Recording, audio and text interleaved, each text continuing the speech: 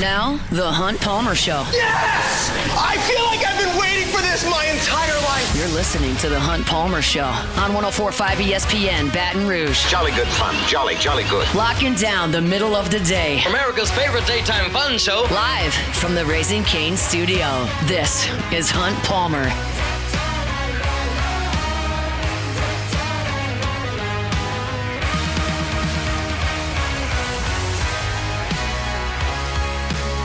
Welcome in! Hunt Palmer coming to you from the Raising Cane studio downtown in the capital city on this Tuesday, brought to you by Immense Network Cloud IT Management. Plenty to do. Hope your work week's off to a good start. Got Jordan Kitchens and Cassie Spazzali back there on the ones and twos. LSU basketball staff has made a couple of additions, very, very familiar names to those in the Southeastern Conference and here in Baton Rouge. We'll discuss a little bit of that. The basketball transfer portal is open as well. Glenn West will be here at 1:30. We'll talk some football, basketball, and baseball with Glenn. I'll react to last night's national championship game. LSU and Bethune-Cookman tonight from the box at 6:30. I saw Bethune-Cookman on the schedule. I went, okay, that's an easy win. I did some research today. Bethune-Cookman can play a little bit, so we'll see. I'll talk about it at 2 o'clock. Sharif Ishak talking Saints at 2:30, so as you understand, we got a lot to get to. LSU was on the practice field this morning. That is our opening drive. Welcome to the big league. It's time for Hunt's Opening Drive. Presented by Fabry Chevrolet GMC in St. Francisville. So, Tigers on the practice field today. Crisp morning out there on the Ponderosa. Couple housekeeping things. They were in helmets and shoulder pads, shorts for the rest of the guys as well. Just some light contact, but a lot of walk through what we're able to see through the first 20 minutes. Sam Levitt is not at practice and may not be at practice the rest of the way. That makes me look a little bit foolish from last week when I suggested, hey, I'm watching him. He's like jogging around a little bit like he's going to be fine for opening day. And he probably still is, but he did have to have those screws removed from his surgically repaired foot. That happened over the weekend. Lane Kiffin said today, does not expect him back in spring football. So while I made a point for the first 3 weeks of spring ball to be like, well, he's not like sitting out. He's actually practicing. Well, that was short-lived. He got about halfway through, and now he will have to sit while that foot continues to heal. So this is not a setback. This is perfectly on schedule. We just didn't know the schedule and now understand that Sam Levitt is probably done for the spring weeks. I did not see it practice today. Doesn't mean he wasn't there, but I did not see him at practice today. He has not worked out all of spring, so that's not exactly new information. Now, as far as the things that we did see on the practice field today, I took notice of something in particular. It's something that I have discussed on multiple shows and have written multiple times on LouisianaSports.net. But it's something that I took more attention to today. Just full disclosure, we're seeing a lot of the exact same stuff day over day. We go out there, they do a really light 11 on 11 for 6 plays. They break individual drills. The running backs run through the sleds. The cornerbacks do backpedaling drills. The offensive linemen line up way far away and do one thing. The defensive linemen hit the sleds. The linebackers go with Chris Kiffin, and they do backpedaling drills. Like, we see kind of the same thing day after day after day. So I was like, well, what can I watch that's a little bit different? And Blake Baker caught my eye. So I watched Blake Baker for almost 20 minutes today. We were watching practice for 25. And what I saw today was very, very noticeably different than what Blake Baker did at practice during the Brian Kelly era. During the Brian Kelly era, Blake Baker worked with the linebackers. He worked with the linebackers on their coverage stuff. He worked with the linebackers on shedding blocks. He worked with the linebackers on getting downhill. He was with the linebackers. You had the defensive line coach and the edge rushers coaches with those guys. Corey Raymond, Jake Olson with the secondary guys. Baker was with the linebackers. That's not the case anymore. Blake Baker is basically the CEO of this defense. And the first individual drill, Chris Kiffin worked with the linebackers. And Blake Baker was with 2 defensive players. He was with P.J. Woodland and Aiden Anding, who were both corners. He was not with DJ Pickett, not with Jakeem Jackson, not with Havon Finney. He was only with P.J. Woodland and Aiden Anding, and they were working on the quick passing game and reads. And Baker was kind of playing quarterback, and he had those 2 guys going through some short passing game stuff. And he did that for a 5-minute period. And then he left those 2 guys, and they went back with the rest of the corners who Corey Raymond was working with, And Blake Baker went over to the safeties, and the safeties were working on footwork, and they were working on tackling on this big donut-style dummy. And Blake Baker kind of watched. He gave his 2 cents. I saw him put his hand on one player's shoulder and talk him through one thing. And he kind of oversaw a safety drill for 5 minutes. And after that, he took 3 of the safeties, C.J. Jim Coyley, Aiden Hall, and Deshaun Spears, and worked with them exclusively. Now, those 3 are candidates at the star position. They're both big, all 3 big, physical, rangy. They fit the profile of the star. And Blake Baker worked those guys at the star position for a period. Only those 3. The rest of the safeties went with Jake Olson. Those 3 guys worked with Blake Baker for 5 minutes. He worked on alignment, worked with them on their eyes, on some reads, and did that. And then that period broke, and Blake Baker went to the entire secondary at that point, and they were running a shell coverage walkthrough. And Blake Baker ran the entire drill. Corey Raymond was in the back end with the corners. Jake Olson was in the back end with the safeties, and they were helping the guys rotate through. But Blake Baker was running the drill and instructing guys where to go. He was taking the snaps as the quarterback and actually throwing the football and then coaching based on what he did.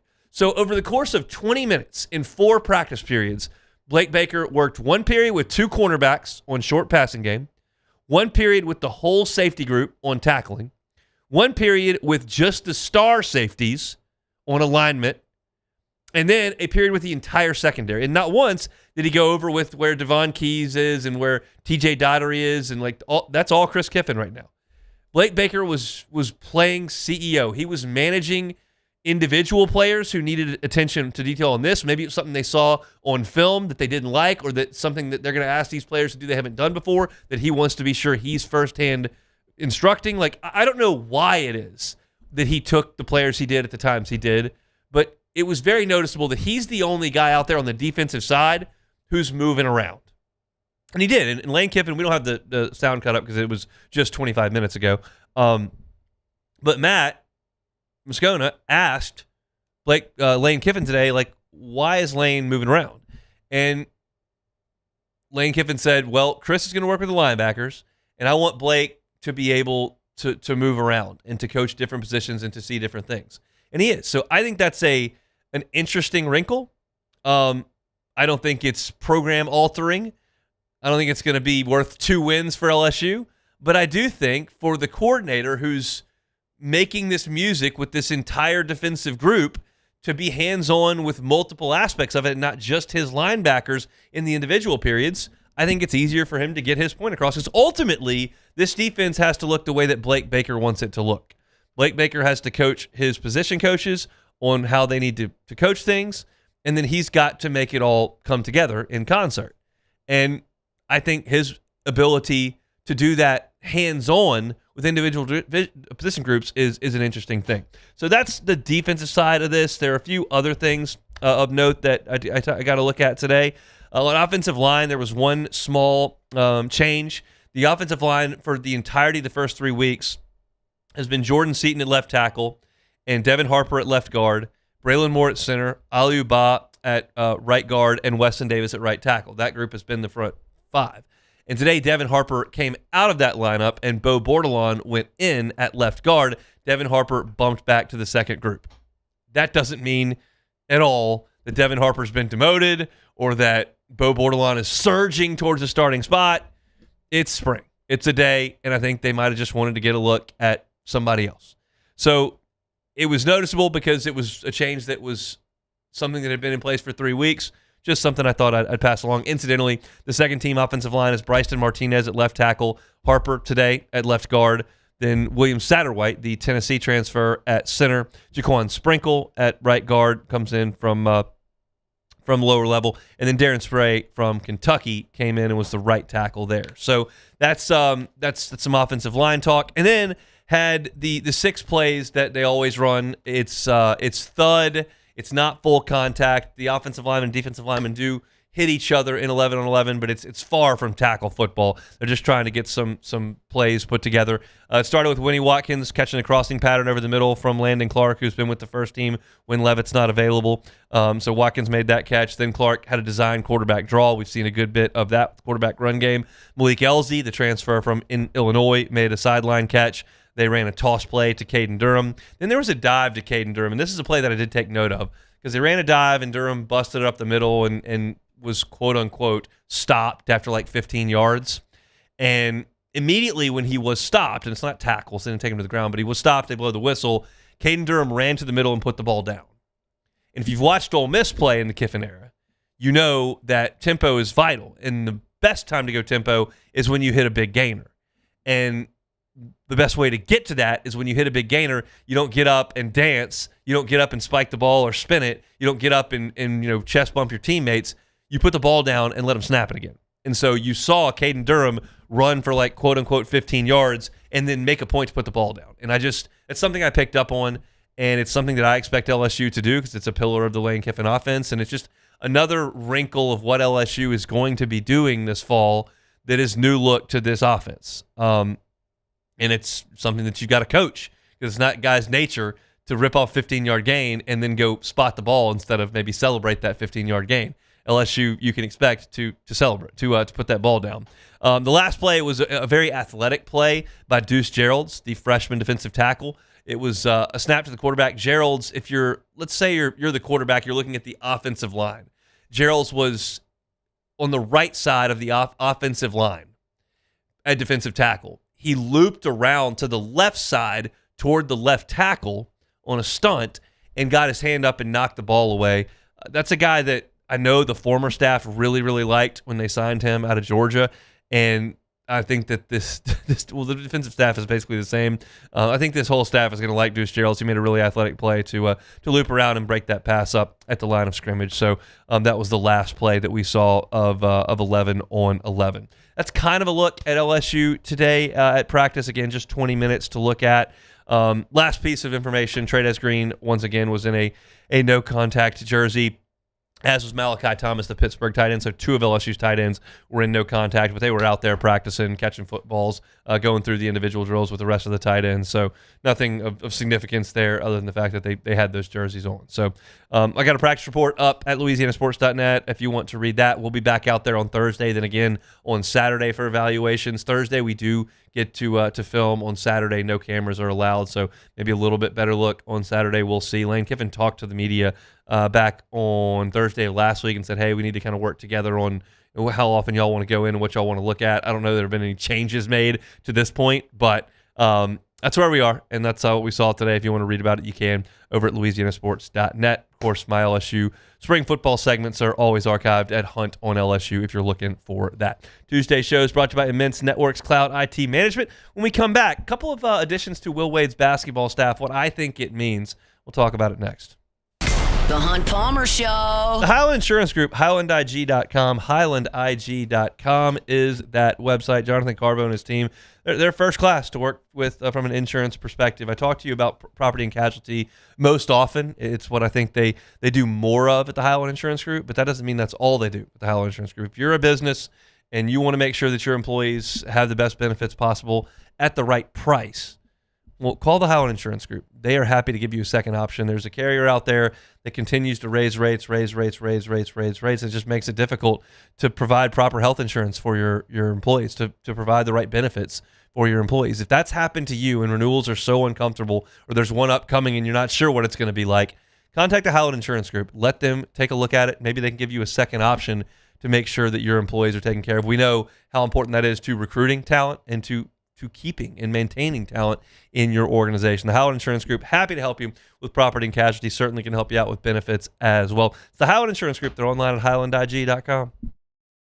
At Bayou Automotive, we believe in a sales process that puts you first. We want you to experience an easy purchase with clear pricing and great service. Let Bayou Ford and Bayou Chrysler Dodge Jeep Ram be your trusted partners in finding your perfect vehicle. The crew at Bayou Automotive is going to do right by you.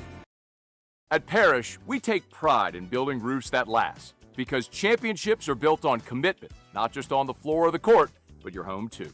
Parrish Construction and Roofing. ParrishBuilt.com. Hey, it's Matt Moscona. Look, back pain can sideline you from the things you love. That's why I trust Dr. Kevin McCarthy and the team at the Spine Center of Louisiana. Dr. McCarthy doesn't just treat symptoms. He gets to the root of the problem. From advanced injection therapy to minimally invasive surgery, they've got the expertise to get you back in the game. With 5 locations across Louisiana, including right here in Baton Rouge, quality care is close to home. Call the Spine Center of Louisiana or visit spinecenterla.com. Looking for cleaner energy? Propane is energy for everyone. Propane water heaters are very cost efficient, and the savings are even greater with a tankless propane water heater. We all know that Louisiana propane is a safe and environmentally friendly fuel. So why not go green while you save some green? I'm Miss Louisiana, Gabrielle McLeod, and for more information, visit louisianapropane.com.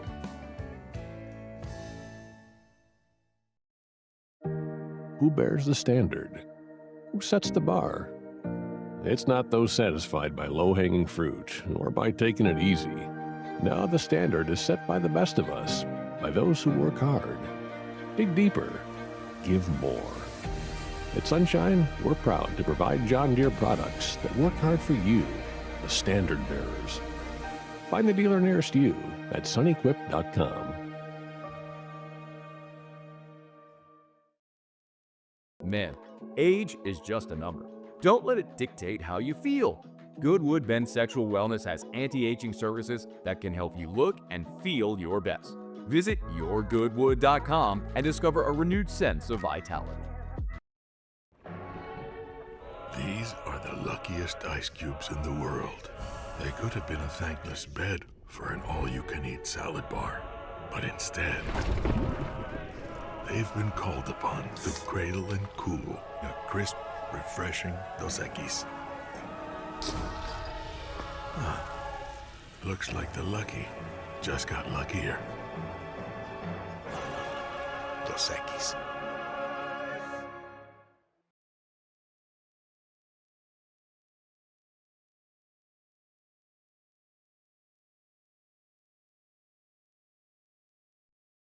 This is the Hunt Palmer Show on 104.5 ESPN, Baton Rouge.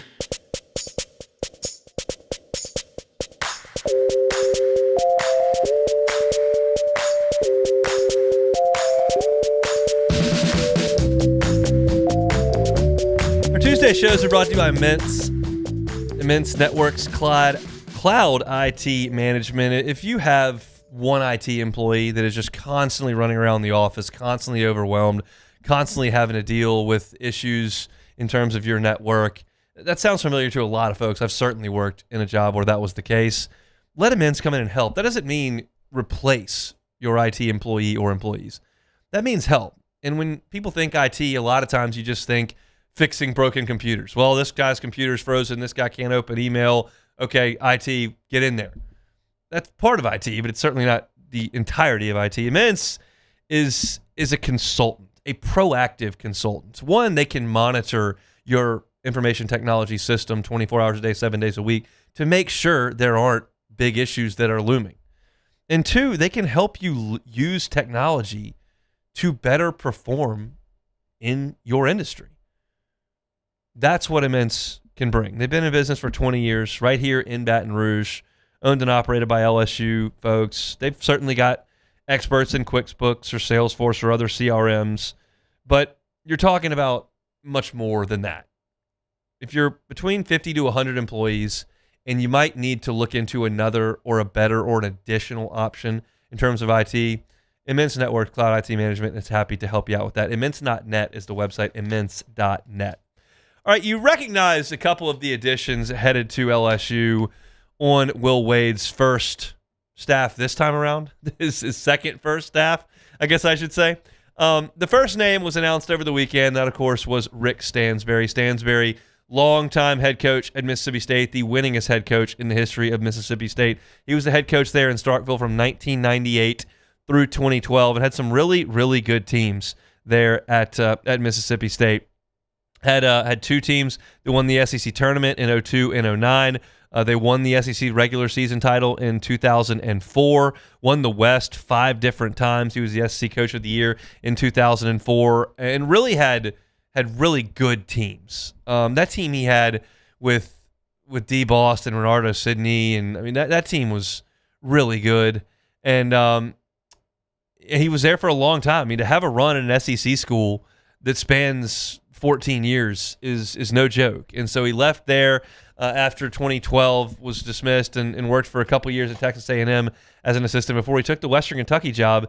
And in Western Kentucky, they had some success there. He obviously got a monster recruit that never ended up on campus from New Orleans to sign with Western Kentucky. But you look at his time there, they won 20 games in 4 straight years from 2017 through 2021. And the last 2 years won 19 and 17. They made the NIT a couple times, never made the NCAA tournament, but he did a pretty good job there as well. Stansbury has always been thought of as a very, very good recruiter. He's a relationship-based guy who has just hustled and gotten really good players wherever he's been. And I think that's something that has intrigued Will Wade. Will Wade had his oldest son, Isaac, on staff at McNeese and at NC State, and he hired Rick Stansbury from Memphis, where Rick Stansbury has been an assistant for 3 years under Penny Hardaway, and they have worked the portal really hard at Memphis. They had a top 3 signing class a couple of years ago, had a top 9 signing class this past year. Now, that didn't work out. They didn't have a very good year at Memphis this year, but this is not a guy that's way past his prime, washed up, and he's been in the mix. I mean, Memphis is a good job. It's not necessarily a power conference job at this point, but it's in the mix. They've got big backing, and they've got a famous head coach. So it's not like he was just on easy street there in Memphis. So now Rick Stansbury comes to LSU. He'll be key in terms of the recruiting efforts for LSU and Will Wade. And the name that was announced, or reported, I should say, today is one that everyone, of course, is well aware of, and that is Johnny Jones, who spent time here as a player, went to a Final Four, as an assistant coach for 12 years, went to a Final Four, and then as the head coach at LSU for 6 seasons, 5 seasons, I should say, at LSU, before he was let go after the 2017 season. But if you remember that Johnny's time here was actually pretty good to start. They went 9-9 in the league the first year, went 9-9 in the league the second year, won 20 games, and made it to the second round of the NIT.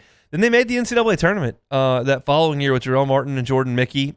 Won 22 games that year. They were 11-7 in league play. They actually went 11-7 in league play the next year as well. And then the final year, it just all kind of fell apart there, and they were 2-16, and he was let go. But they were above 500 in the SEC, or 500 or better in the SEC 4 years in a row. Then Johnny went to Texas Southern, and he did a pretty good job at Texas Southern to begin things. There's his records to start at Texas Southern: 24-14, 16-16, but 12-6 in the league that year. 17-9, 10-3 in the league that year in the COVID year. 19-13, they went 13-5 in the SWAC that year, and then won the SWAC tournament the next year. They made the NCAA tournament 3 times under Johnny at Texas Southern. You obviously got to win the tournament to do that. They did it 3 times in a row, 2021, 22, and 23. And so he'll come back, and Johnny is 65 years old. His most intense coaching is in his rearview mirror, but you got a sense that a guy from DeRidder who loves LSU as much as Johnny does is going to leave a head coaching opportunity to come do this. It's an off-ramp for him, but I think one that he can be passionate about. You get back into big-time college basketball, you're not necessarily in some smaller gyms that are relatively empty like you would be at the head coach at a SWAC school. You're going to be in Rupp Arena next year. You're going to be in Bud Walton Arena next year, and you're going to be facing NBA guys and dueling with Hall of Fame coaches. And I think that's probably reinvigorating for Johnny as his last coaching stop. Johnny certainly knows the people around here in Louisiana that you need to know, and that's a guy that Will Wade will bring in to do that. He spent, obviously, a long time at North Texas, over a decade in the Dallas area, and now close to a decade in the Houston area at Texas Southern. So that's 2 stops in Dallas and Houston, places that LSU does theoretically recruit pretty heavily, and he's going to have some relationships in those 2 places. So Will Wade's going to run this show. He said in his opening press conference, hey, I'm the general manager. I'm going to be the guy that makes the decisions on who we take and how we take them. You know that Will's going to be intimately involved in recruiting for sure. He's very involved in running practices. Like he's hands-on with every aspect of this program. He's young enough that he wants to do that. So you bring in very experienced guys who have been in this league for a very long time, who have relationships in this part of the world, and they're just part of the staff. And I think that these are additions that are positive for LSU. Do I think they're game changers? I think Will Wade's the game changer. He's the guy that changes this game. These are just very respected guys who are going to come in and add some older guys to this staff, because Will's still young. He's still in his very early 40s. So there's still going to be more coaches added for LSU. Look at the timeline. The portal opens today. Will Wade said at the introductory press conference, like, hey, we're going to have a shell recruiting staff in place for that. I believe that Rick Stansbury and Johnny Jones are ready to go from that perspective here at LSU. You've obviously got Heath Schroyer here as well as kind of the direct report there. So they've got 4 guys now in that department with Schroyer, Wade, Jones, and Stansbury who can operate things at this time of the year. It's busy. You've got to go work the portal. You've got to deal with the current players on the roster and fill this thing out. And you know that they're hitting the ground running, doing all that. So that's the shell recruiting staff. I've heard some other names that you may look at as possible additions to this staff. I probably won't go as far as to talk about that now. I'll say that there is a former ACC head coach that could be a potential big name add to this hire, but that's not official at this point, nor has it really been rumored about. So there are more additions coming. Will's not going to have a 20-person staff like some teams in college basketball do. He wanted to get the adults in the room here, get things moving, and he's going to drive this bus. So I think it's a positive that both of these guys are headed to LSU. And they're certainly familiar names, certainly big names, certainly guys that won't be intimidated by the moment here at LSU. They know what they're getting into, and again, it's Will Wade's show, and this is just the support group for that. I'm very, very interested to see how the next week goes with the transfer portal. There are more than 1,400 men's players in the portal at this point. You've got to go get double-digit of those to fill out the roster. At this point, you don't know if anybody from that man's final team will continue on with the program. There are some guys that have not announced their intention to enter the portal. Jalen Reese has not done that to this point. So we'll see how that all shakes out. That's the next domino to fall here. But that shell recruiting staff is what we were looking for. You've got it. It's Will Wade, Rick Stansbury, Johnny Jones, and then Heath Schroyer on top of all them. And we'll see how it shakes out. It's an interesting time for LSU basketball, to be sure. All right, we'll take a time out. Let's talk all things LSU, baseball, basketball, spring football with Glenn West to go 24/7. We'll do it next. The Hunt Palmer Show. Fabry Chevrolet GMC, Fabry Chevrolet GMC. They are on Highway 61 in St. Francisville and online at fabrychevrolet.com. Want a new truck? It's still a great time to get on by Fabry Chevrolet GMC. If you're looking for a Chevy Silverado, you've always been a Chevy driver, well, up to $11,000 off MSRP. It's an awesome time to do that. 1.9 APR financing on those Silverados as well. Maybe a Sierra is what you're interested in. Up to $13,000 off MSRP there. 0.0 APR financing. Start that process online at fabrychevrolet.com, but I suggest you stop on by and see them on Highway 61 in St. Francisville. You know that you're in for a wonderful customer experience when you work with the Fabry family. They've been at this for almost 40 years in Baton Rouge. Their reputation is sparkling. It's because they value the community they work for. And that's now been extended over to St. Francisville. So get on by and see them. They're online at fabrychevrolet.com, but see them at Highway 61 in St. Francisville. It's Fabry Chevrolet GMC. I'm lawyer Collins Locke Meredith. Among the most important factors to consider when you're hiring an injury attorney is trust. You trust your attorney will put your interest first, treat you with respect, fairness, and honesty. You trust them to be there for you when you need them. At Locke Meredith, Sean Fagan and Associates, thousands of clients have trusted us to represent them, and for good reasons.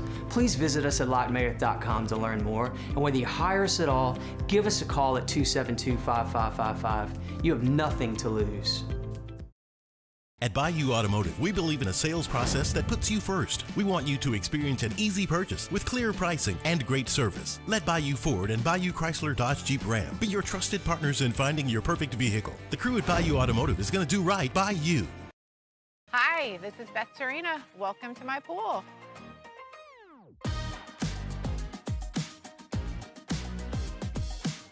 The first time I saw this beautiful pool, it exceeded every expectation that I had. They were able to get everything we wanted in this pool. It is a beautiful pool. We live out here, we eat out here, we watch TV out here. This is like our living room outside. We love this pool and everything about it. When we decided to build our pool, we called a great friend who is one of the best pool builders in the country in North Louisiana, and we said, who would you choose to build a pool in Baton Rouge? And without a hesitation, he told us Russell Pools. He said their history, tradition of great builds, great pools was unmatched. So of course, who did we call? Russell Pools. The advice I would give to anyone looking to build a pool is first call Russell Pools. They'll do an incredible job. It'll be incredibly organized. It'll be time efficient, and you will have your pool in no time.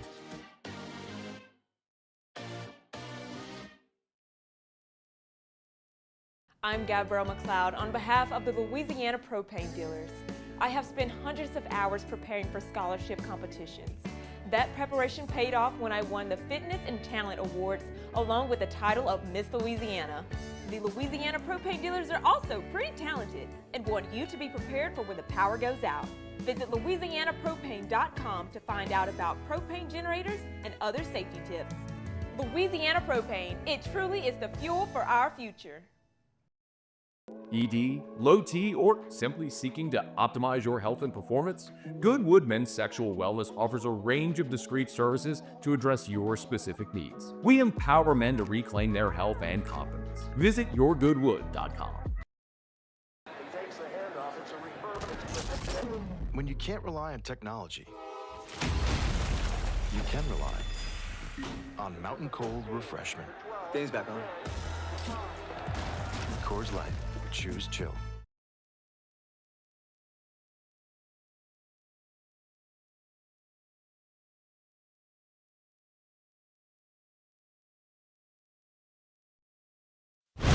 You're listening to The Hunt Palmer Show on 104.5 ESPN, Baton Rouge.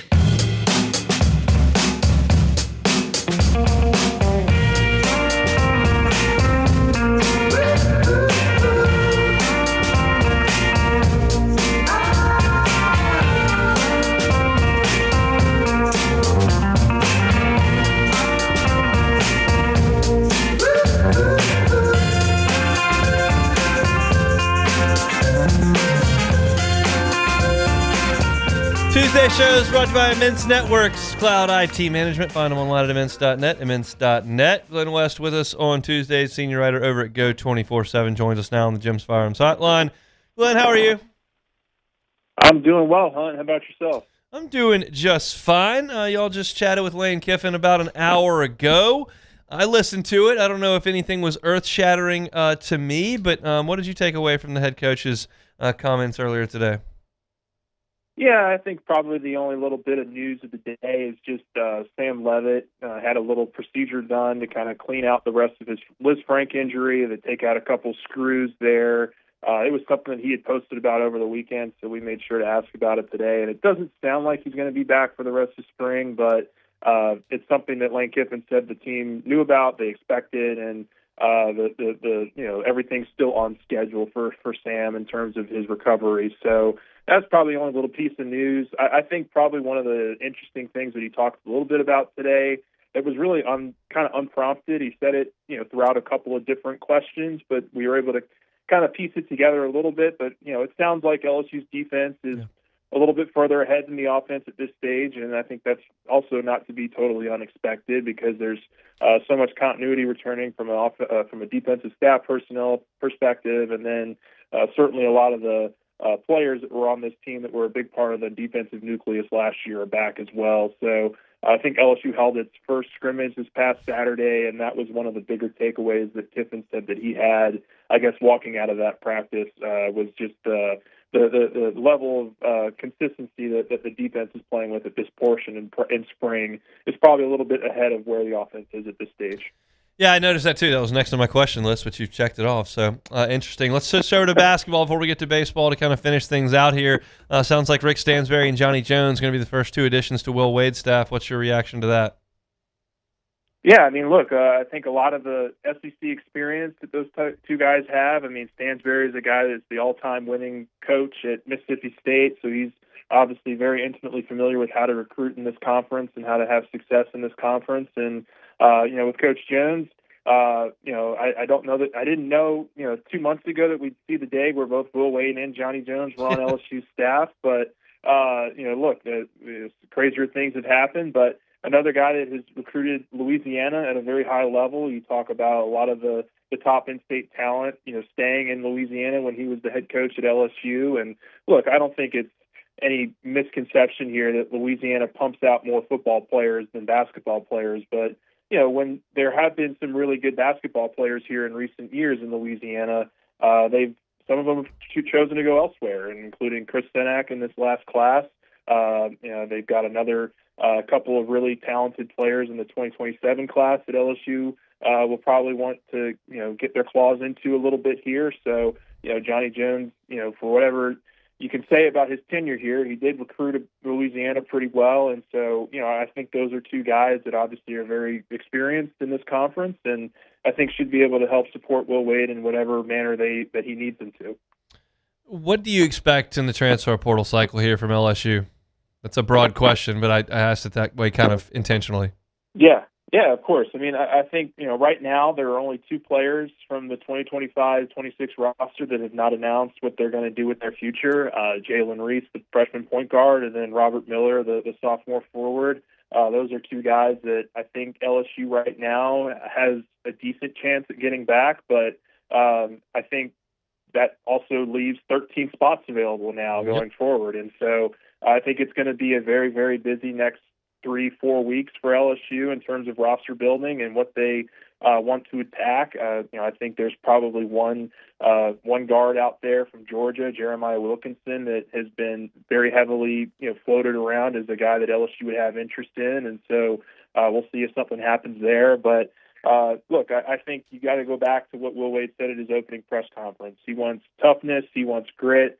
He wants, position versatility. He wants, a lot of qualities here that he has found to have success in this conference over the years as part of this roster. And so I think you're going to see a lot of guys in that 6'5" to 6'9" range. I think you'll see some maybe 6'10", 6'11" guys as well to kind of help beef up the front court. But there's going to be a lot of players here that LSU is going to do their due diligence on over the next couple weeks, and I'm excited to see what that nets for them here as they try to be really aggressive here in year one under Will Wade. Well, let's talk about baseball. Are they turning a corner? Are they doing a high wire act? And what do we think about the fact that they've won 2 weekends in a row with crazy Sundays? Yeah, look, there is definitely a flawed comparison that that you can make for this team right now. There's a lot of inconsistencies going on, but I will say, I think that the fact that they're now starting to show that they can win some of these games where they're not playing their best is, at least an encouraging sign. I mean, offensively, I think this last weekend they struggled against the really good arms, but they also made Tennessee pay for the mistakes that they made on the mound. And then certainly on Sunday when Tennessee started running out of pitching there late in the game, they made sure to take advantage of that. And that's something that, quite honestly, they weren't doing even earlier in the season. I mean, you and I were talking about this today in front of before we went in for practice, but there were a lot of these non-conference opponents that were able to kind of shut this offense down, even on Sundays and Saturdays and Sundays. And, you wouldn't expect Sacramento State's pitching to, hold LSU to, 4 or 5 runs in a game and have LSU really sweat out a win there. So I think that there are some signs that this offense is starting to come around. I think probably another big takeaway for me this past weekend is, do they decide to make a move at first base? Do they try some other things out with some of the struggles that we've seen out of Zach York? And I think all that's very much on the table here as we go into tonight's game and certainly this weekend when they leave again for another road trip. Yeah, I mean, what would the options be at first base for you? I know that Cerna got banged up a little bit on Sunday, but Sure. Who else is somebody that you would like a look at first? Yeah, I think Pearson is an interesting option. Could they decide, if they're going up against a lefty pitcher, for example, to put Pearson at first and then go back to Trent Carraway at third? I think that's maybe your most traditional look there.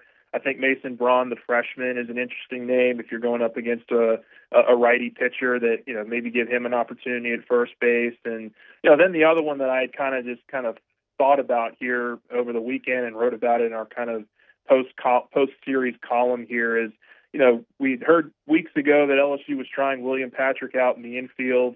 I'd be curious to see how involved he's been or how much progress he's made in these last couple of weeks in the infield, and does maybe he not deserve a spot start here at third base to try to maximize or try to switch things up, and could he be somebody that LSU maybe moves at third, looks at third base, and then John Pearson starts at first base. So there's a lot of different ways that they can look at this. I don't know that any of those options are confirmed better than Zach York right now, but certainly the way that York is performing, it doesn't hurt to explore a lot of different options here over the next several games. What about pitching midweek and on Sundays? They haven't seemed to crack that code just yet with somebody who can go out there and throw 2 clean innings. Yeah, it's a good question. I think you'll see a handful of guys that they continue to roll out there. I mean, they've had to use some of their better bullpen arms just to get through some of these midweek games here in recent weeks. But I think you'll continue to see some of Jaden Newt, Reagan Ricken, Marcos Paz. I think those are guys that make a lot of sense to continue seeing time on the mound here in the midweeks. Santiago Garcia might be another one. A guy that I think really, needs to get more opportunity and show a little bit more consistency is Maverick Rizzi.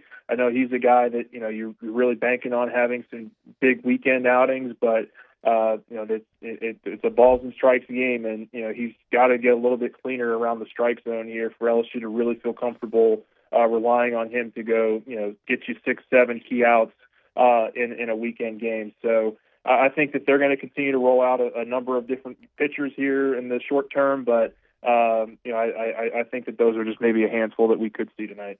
We'll see you at the box tonight, Glenn. Thanks. All right, thanks, Hunt. It's Glenn West, senior writer over at Go 24/7, covering LSU football, basketball, baseball. We covered it all here with Glenn. I want to remind you about my friends over at Ochsner, and specifically about their 24/7 symptom checker that can help you guide your way to the right care over there at Ochsner. So you can visit their symptom checker online at ochsner.org/findcare. Maybe you need primary care. That's all your comprehensive and continuous care. Get your checkups, immunizations. You got a headache, back pain, some mild asthma, maybe looking at something like high blood pressure or cholesterol. That's where primary care steps in. Talking about urgent care, that's going to be a median care for common illnesses like lacerations, sprains, maybe urinary pain, earaches, minor burns, sunburns, or maybe heat-related illness. Walk-ins are welcome, and there are extended hours for their urgent care. Now, emergency care, that's when it's severe and it's life-threatening. You're talking about severe chest pain, bleeding, severe asthma, maybe head trauma, loss of consciousness, and that's when you need to go to the ER. 24 hours a day, 7 days a week, there are virtual care options as well. My Ochsner's virtual visits, you can schedule them online through My Ochsner. They've got convenient follow-ups and routine care. So call them, 1-800-231-5257. That's 1-800-231-5257. A nurse can help direct you where you need to go. That's from our friends over at Ochsner. And one of the things that Glenn talked about there was Kiffin said that the defense is ahead of the offense. He said, quote, we're a defensive team right now. That's kind of music to my ears because I realize they look like a defensive team in last August, and we all said the defense is going to be awesome, the defense is okay, and the offense was just really bad, and it made the defense look better. I don't believe Lane Kiffin's going to put a bad offense out there in the fall. I just don't. Until I see that, I will not believe it.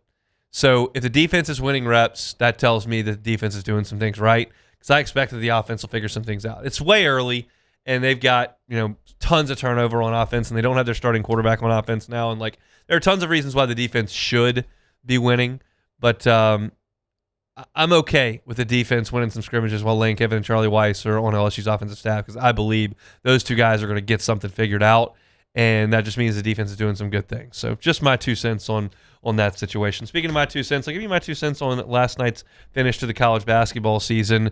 I had one strong takeaway that had nothing to do with Michigan winning the national championship. I'll give you that next. The Hunt Palmer Show. Boudreaux's Electrical Services. Boudreaux's Electrical Services for all of your Generac home standby generators. Boudreaux's Electrical Services. Neil and Melissa have been running Boudreaux's for 40 years. They are local. They are family owned. And you can buy your Generac home standby generator from the big box stores. That can happen. But what happens after you make the purchase? Do they install it with somebody local? Do they monitor it? Do they come and do the maintenance on it? Or have you just cut them a check and gotten a generator? At Boudreaux's Electrical, you can get the customer service that comes with that professional installation from a local and family-owned company. And if you've bought from the big box store and you're not happy with your customer service, surprise, surprise, you can get the Boudreaux's Boost. Even though you didn't buy the generator from them, you can call them and say, hey, I'd like y'all to take over the maintenance. And they are happy to do it. 985-397-1562 is the number. That's 985-397-1562. Or the Gonzales location, 225-393-89. Find it the easy way, BoudreauxElectrical.com. BoudreauxElectrical.com.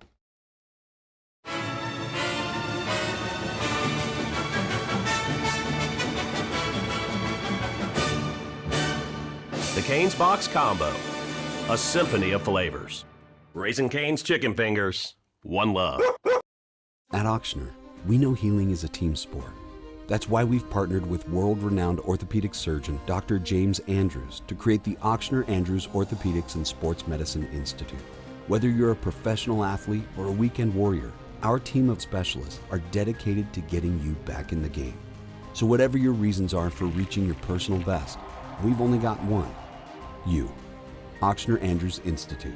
Long live you. At Bayou Automotive, we believe in a sales process that puts you first. We want you to experience an easy purchase with clear pricing and great service. Let Bayou Ford and Bayou Chrysler Dodge Jeep Ram be your trusted partners in finding your perfect vehicle. The crew at Bayou Automotive is going to do right by you.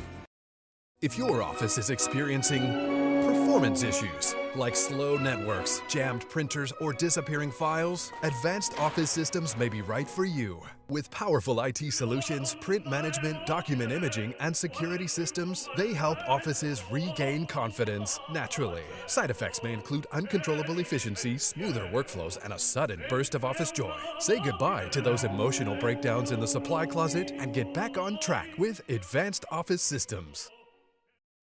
Hi, this is Beth Tarina. Welcome to my pool.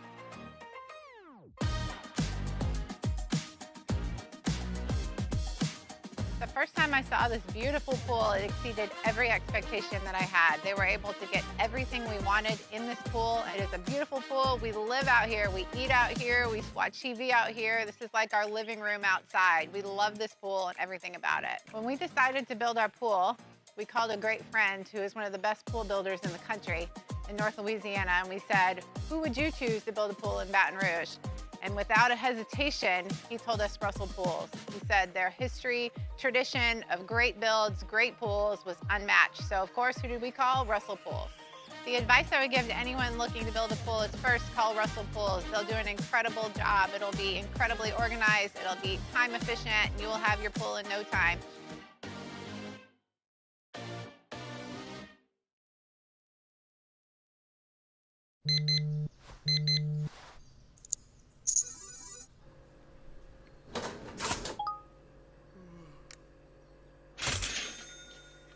Sometimes you ignore the signs, even when they're right in front of you.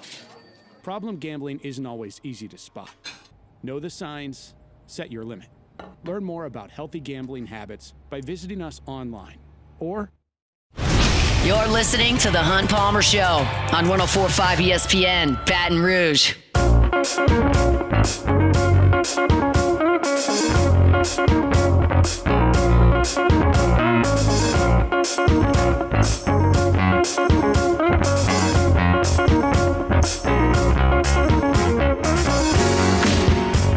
Tuesday shows brought to you by Immense Networks. Reminder, I will not be at Court to Table tonight for sports trivia, so if you come out and join us on Tuesday, certainly appreciate that over at Court to Table. I'll be on the call for the color for LSU and Bethune-Cookman tonight, so me and Chris Blair with you. 6 o'clock pregame, 6:30 first pitch from the box, but that means can't be at Court to Table. Can't do two things at once, so I'll be at the box, so if you plan on coming out to Court to Table, take a rain check. We'll see you next week there for sports trivia. Remind you about First American Bank and Trust. First American Bank and Trust, FABT.com. Bank local with First American Bank and Trust. They've been here in Southeast Louisiana for 116 years, and they're not going anywhere. So if you think, oh, well, it's a community bank, probably doesn't have the resources I'm looking for my commercial loan. Nope, sure do. They got 25 locations. They've got the resources you need for that commercial loan, and the decisions made about your business, decisions made about your personal loan for your home are made locally at First American Bank and Trust. Not some call center in Atlanta, not calling out to L.A., right here in Southeast Louisiana, 25 locations, whether you're I-12 at St. Tammany or Tangipahoa or down the Bayou, St. John, Lafourche, Terrebonne, maybe just outside Baton Rouge here in Dutchtown or in Jones Creek.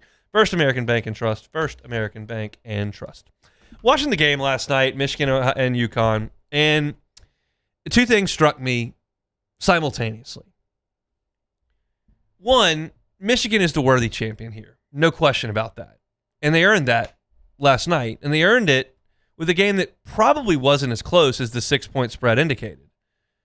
But on the other side of that, I thought Dan Hurley did an amazing job. They slowed the pace of that game down to as slow as it can be played. They limited their turnovers to 11, and Michigan only got 4 points off of them. Essentially, they said, we have to give Michigan as few opportunities as we can have. So we're going to make them guard. We're going to run the shot clock down. We're going to take shots from around the rim near the end of the shot clock, and we'll see if we can shrink the possessions down to keep it close enough to make a couple shots late. And they couldn't. They couldn't keep it close enough to do that. But you look at the statistics, and like Michigan scored 69 points, first of all. That's way below what they had been doing the entirety of this tournament. You held Michigan to 38% shooting. You had one of those nights where Michigan didn't shoot it great from three, only 2 out of 15. You could tell that Lindeborg was not healthy, could not really push off, could not really explode. And UConn made it a game. I told you yesterday Caravan needed to shoot it better. 3 of 10, not awesome. It needed to be better than that, 5 of 14 from the floor. And UConn didn't shoot it great, just period. They shot 31% from the game, but I thought that was more an indication of Michigan's size giving them a lot of trouble around the rim. I thought UConn tried to shoot high percentage shots, but Michigan turns them into low percentage shots because of their defense. And so at the same time, while I can suggest that I thought that Dan Hurley's plan and his players' execution of that plan, which you would expect from a team that's reached the final now 3 out of 4 years and has won 2 national championships, like they're going to be able to carry out the plan. Plan was great. They carried out the plan, and all that said, Michigan kind of held them off to the side. Like there was never a point in the second half where you looked at that and went, oh, I think UConn's coming. Michigan just didn't let them. Even on a night where the other team carried out their plan and Michigan didn't shoot it great, they still won the game. And that's how you become a 37-3 team. That's how you win a national championship as a 1 seed. I thought it was masterful work really by both coaches. I thought it was masterful work by Hurley to put together that roster without the surefire top 10 pick that was good enough to run through absolute dogs in this event. I mean, you're talking about a UConn team that got to this point by beating UCLA, Michigan State, Duke, and Illinois. That's no fluke. That's a team that was playing great at the end of the season. And then to Michigan for rebuilding that roster completely out of the portal. Not a single player on the roster that enrolled at Michigan as a freshman in the starting lineup. Like, it was a complete portal trash class, and it was done brilliantly by Dusty May, who's obviously pretty good at this thing. If you can get Florida Atlantic to that spot and get Michigan to that spot, it's pretty damn good. So not a great game last night, not a classic game last night, but I thought one that showcased the strength of both programs and provided a worthy champion. That was my take on it, Jordan. Yeah, you was right. Michigan was the better team. You called it that, Michigan was the team that you had winning it all. It just, what really showed me was, yeah, Dan Hurley's a great coach, but UConn truly miss having like a real scoring threat Yeah. at guard. Like Mullins could not buy. Well, the whole team couldn't buy a shot, but Mullins, like they needed like a Jordan. I know Jordan Hawkins is what he is on the Pelicans, but they needed that Jordan Hawkins. They needed that Cam Spencer. Castle when they won the national championship. They needed one of those guys that can go get their own shot, because when the going got tough and they kept trying to go inside with Reed and just it felt like there was a lid on the glass no matter who threw up a shot for UConn. Caravan couldn't hit a nothing, but it's hard to score around Merritt down there. 7'3", swatting things out of there. He's gonna be a lottery pick. Yeah. Like he played himself into a lottery He's pick. a big dude. He played himself. It was just it was good. It turns out, and I talked about this when I filled out my bracket, I didn't do a great job with the bracket. Like, I think I got 2 of the Elite 8. I got 1 Final Four. It was not good, but I got the champion, and that got me second place in the pool. Exactly. I won. It was a short entry fee. I think I won $100. Like, I've never won anything before. You just got to pick the champion. That's the key. That's what I'm saying, I didn't bro. have squat in the Elite 8, Final Four. Just got to pick the team that wins it all. Literally, yesterday when you was like, oh, my bracket wasn't that good, I'm like, well, you got the champion. You still got a chance to actually finish it out and be all right. I didn't even know. I got the Venmo notification when I was sleeping last night. So we'll take it. See, that's a plus, because sometimes you got to go hunt the guy down to get your money. So, when it gets sent to you, I feeling wouldn't good. have known. I'd have had to gone back and I just assumed if I have 2 Elite 8 teams and 1 Final Four team, that's not going to win the pool. But if you get the 300 points at the end for winning it, I guess that's where the money is. Hey, money, money, money. We'll take it. Now I'm going to put it all back into a Masters pool. So it doesn't even come into the account. It's just going right back into the Masters pool. But there's real money to be won in the Masters pool. We'll see. Our Tuesday show is brought to you by Immense Networks Cloud IT Management. Got a lot to do in hour number 2. If you missed any of hour number 1, catch it on demand wherever you find your sound. Opened with an LSU football practice report. Talked a little LSU basketball with the new coaching staff that's coming in. We chatted with Glenn West as well. So a lot of LSU talk in hour number 1. We'll continue that after Sports Center. We'll do a baseball preview of tonight. Interesting game tonight with Bethune-Cookman. I have some thoughts on that. Basketball transfer portal, Saints talk with Sharif Isaac. So still plenty to do. Don't go anywhere. We'll pause for Sports Center. Back for hour number 2 next. The Hunt Palmer Show. Marucci. It's officially basketball season, I guess, now. Not basketball season. Officially baseball season now. Basketball season over, unless you're locked in on the NBA, which around here, not a ton of that. But baseball, it's up and running, and Marucci is happy to have you there. You can go check out their incredible facilities, and they've got, obviously, a ton of equipment, which you can purchase and use what the big leaguers wear, use what the LSU guys wear. But you can also take a tour and see where the official bat of Major League Baseball is made, where 1,200 bats are made daily on site. You can see where they're carved. You can see where they're stained and finished. And you can grab one. You can take some BP in the hitter's house. Go to maruccisports.com/campus-tour and book a tour. Go see it. And every single ticket up for the tour comes with a 20% discount in the campus tour school and the hitter's house. It's all there at Marucci. Check them out at maruccisports.com.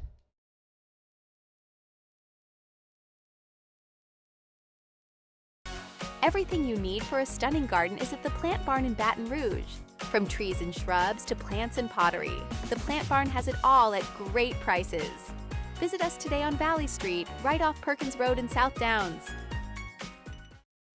At Bayou Automotive, we believe in a sales process that puts you first. We want you to experience an easy purchase with clear pricing and great service. Let Bayou Ford and Bayou Chrysler Dodge Jeep Ram be your trusted partners in finding your perfect vehicle. The crew at Bayou Automotive is going to do right by you. Looking for cleaner energy? Propane is energy for everyone. And when you're cooking with clean, affordable propane, you're cooking with gas. In the wintertime, nothing heats a home like Louisiana propane. And when you need hot water, propane's got you covered. Oh, and you won't regret that propane generator when the power goes out. I'm Miss Louisiana, Gabrielle McLeod, and to find more information and to find a propane dealer near you, visit louisianapropane.com. After a decade of working in private duty nursing, I know how hard it can be to find compassionate care for the ones that you love the most. So I started Decision Critical, a premier concierge nursing agency, so we can take care of you wherever you are. Our highly skilled nurses provide exceptional care from the comfort of your own home with personalized packages for short-term, long-term, or even around-the-clock care. Visit us at decisioncriticalbr.com and give us a call today to get started.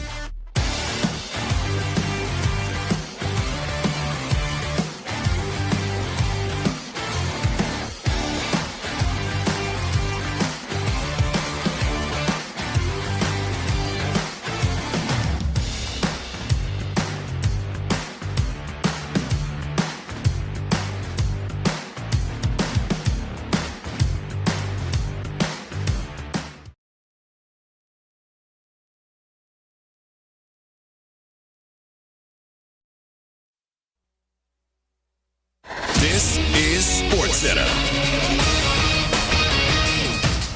I'm Christine Lisi. Giants defensive tackle Dexter Lawrence looking for a new contract and has requested a trade. Skipped the start of the team's offseason workout program today. New York will try to continue to work things out through Lawrence with his agent and try to find a solution to keep him on the Giants roster, according to Coach John Harbaugh. Speaking for the Giants, we want Dexter here, and I believe Dexter wants to be here. You know, that's a good formula, but there's business involved. It's a business proposition. We know it's pro football.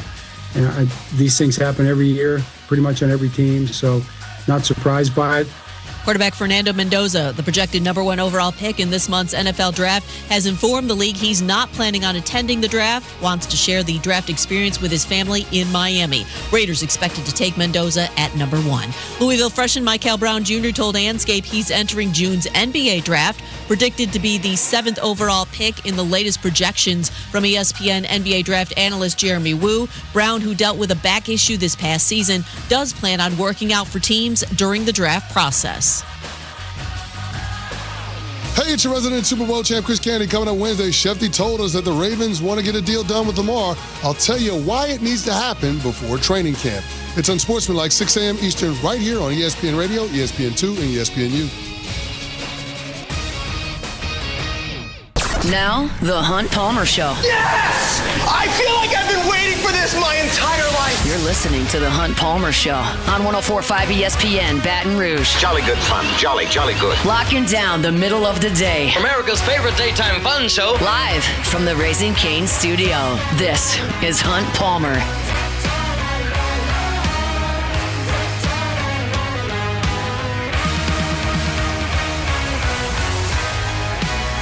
Hour 2, Tuesday edition of the Hunt Palmer Show, 104.5 ESPN Baton Rouge. Sharif Ishak along in 30 minutes talking Saints.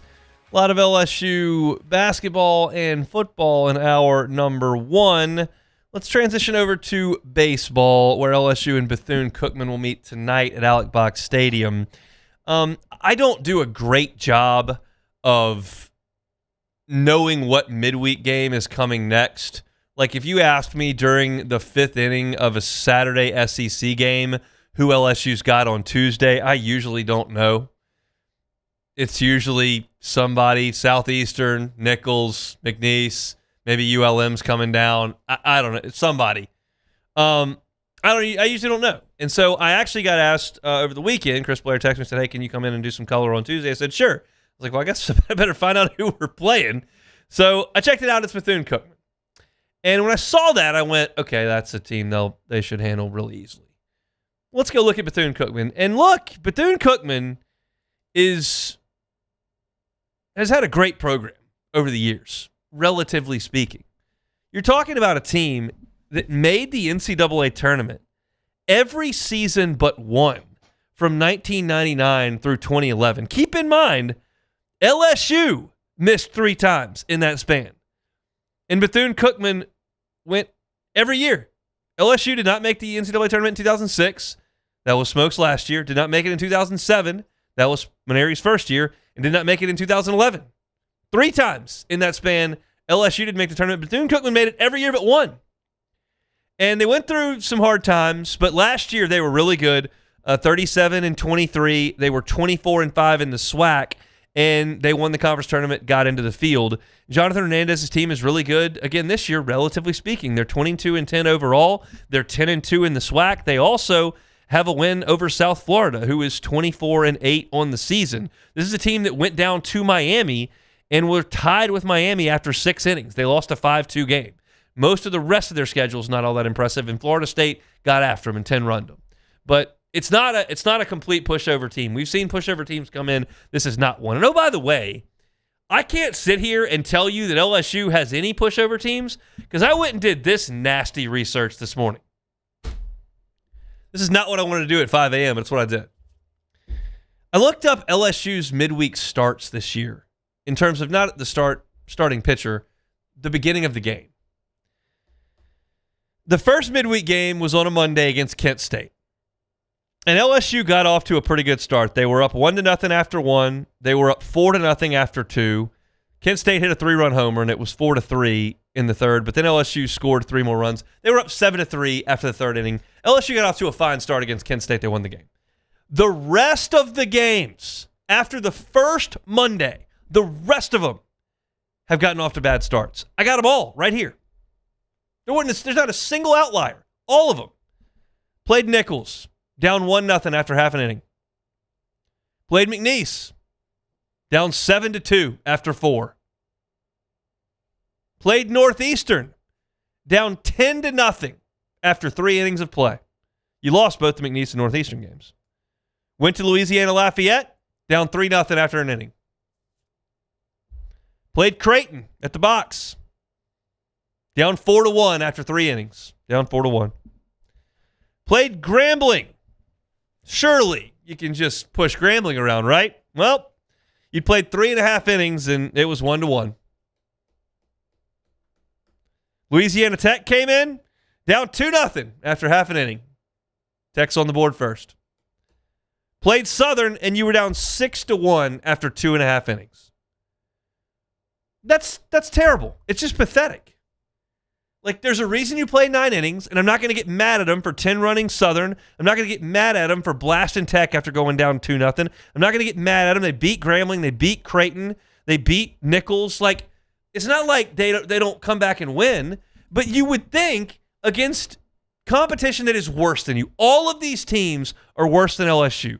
Grambling's worse than LSU. Tech's worse than LSU. ULL's worse than LSU. Northeastern's worse than LSU. McNeese is worse. They're all worse than LSU. And there's never a situation where, you're up 6-0 in the second. You didn't do it once. You haven't done it once. And that comes from various different reasons. But I think one of the reasons is your starting pitching has just been bad, relatively speaking. Like, keep this in mind. Tonight, this is obvious. I don't mean to say this is like an actual point. You all are personally aware of this, but Kaysen Evans and William Schmidt won't start tonight, right? Okay. Well, that's 2 guys you can count on to give you a reasonable outing every time out. Oh, by the way, Zach Cowan threw 67 pitches on Sunday. He's not pitching today. Gavin Guidry threw 55 pitches on Sunday. He's not pitching today. And Grant Fontenot threw 39 pitches on Sunday. Like, he might not throw much today. So you look at, like, what your options are, and, like, you could go to Jaden Newt or Cooper Williams to start the game today. I think both guys are talented pitchers. Both guys have gotten huge outs for LSU. Cooper Williams pitched in Omaha. Jaden Newt was awesome against Ole Miss in the SC tournament. But both guys, to this point in the season, have ERAs of over 7.8. So, do you really know what you're going to get from those guys? Like, if I'm looking for guys to throw it over the plate, like Connor Bench hasn't walked anybody yet. He walked everybody last year and walked anybody this year. Maybe he can throw the first inning. I don't know. He's pitched like 4 times. Reagan Ricken has been asked to start a lot of midweek games. He has walked 9 hitters and hit 4 hitters. That's 13 free bases in 11 and a third innings pitched this year. 13 free bases in 11 and a third. Well, he's a freshman. What about somebody that's older? Well, Maverick Rizzi's older. Can you go with him? Well, he's walked 12 and hit 5 in 17 innings this year. That's 17 free bases in 17 innings. Like, there's just not a guy you can point to of this group and go, okay, that guy can go out there. He can, against Bethune-Cookman, go 2 innings and not give up a run. Because this just in. All these guys are hitting people and walking people like crazy, and Bethune-Cookman is ready to run. They're 15th in the NCAA in stolen bases. They've got 83 of them. That's just 7 off Kentucky's pace. We saw how much they run. So if you walk somebody or you hit somebody, they're probably going to try to steal. And that brings me to my final case of this evening. Like, who's catching? Because Omar Cerna got his bell rung on Sunday, got decked on a ball that Jake Brown threw 15 feet up the line, and the runner clocked Cerny to come out of the game. So do you want to send Aaron Beatty back there? He hasn't been great catching than receiving the ball. Are you okay putting Eddie Yaman back there? He caught on Sunday. I am. I think he's done okay. It's been limited, but you've got to decide who you want to put back there at catcher because you're going to have a ton of Bethune-Cookman base runners ready to run. They're not coming in here with anything to lose. They may have to play it cautious when they get to the conference tournament because you've got to win those games. They come down here to Baton Rouge. I get a base runner on with nobody out. We're going.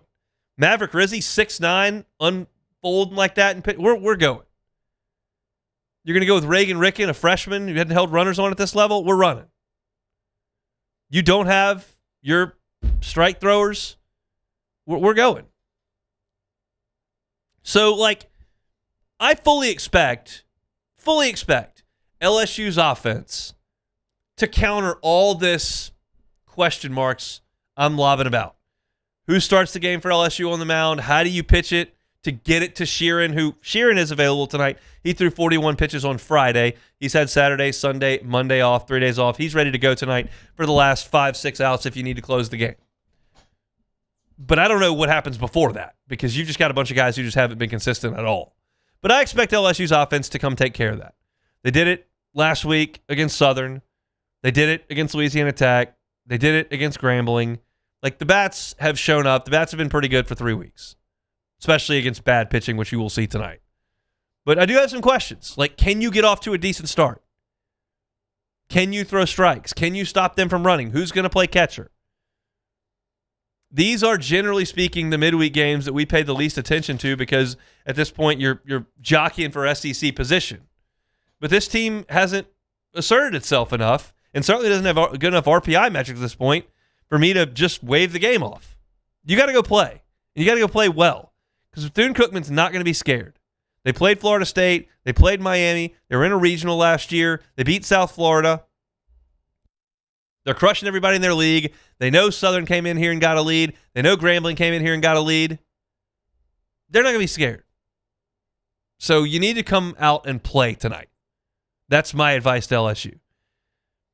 So many times last year, and I realize I'm talking about a national championship team, so many times last year, LSU came out and hit 2 homers in the first, put up a 5 spot in the first, and just took the game by the reins.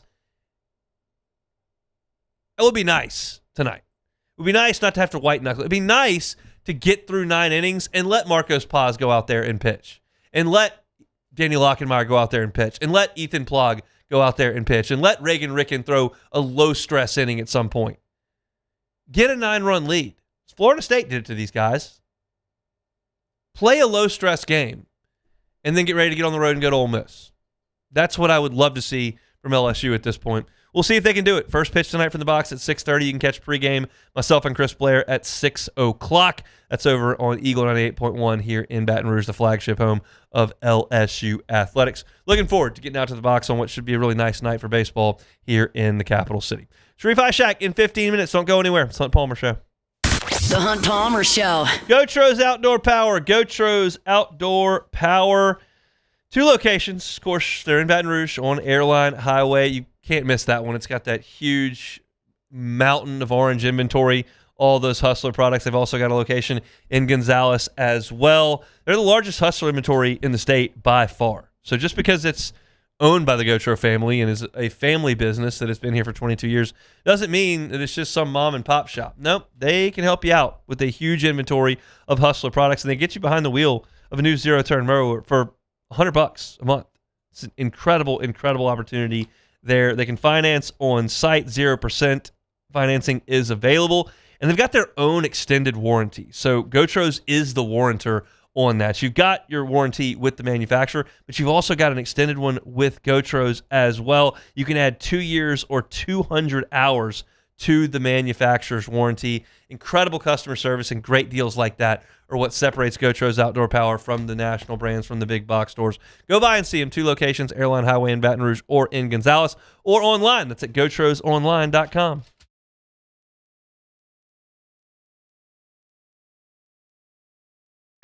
When it comes to industrial construction, River Parish contractors can do it all. Mechanical, structural, custom fabrication, specialized welding, and turnaround services. Strategically located in between Baton Rouge and New Orleans, we have the local team with the experience and commitment to safety to manage the most complex industrial projects. Period. Here's the deal. Partnering with us means your project is delivered on time, on budget, and most important, safely. River Parish Contractors, let's get building. At Bayou Automotive, we believe in a sales process that puts you first. We want you to experience an easy purchase with clear pricing and great service. Let Bayou Ford and Bayou Chrysler Dodge Jeep Ram be your trusted partners in finding your perfect vehicle. The crew at Bayou Automotive is going to do right by you.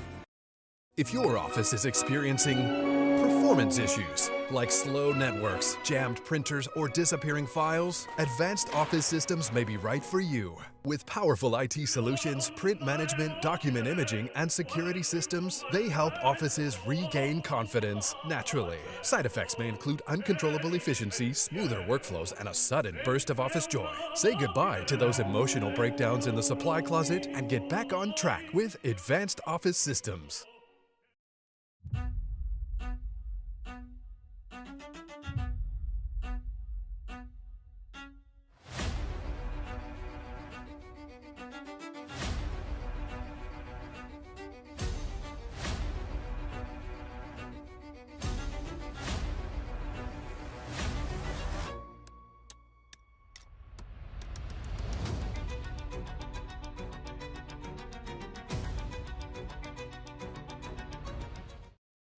Looking for cleaner energy? Propane is energy for everyone.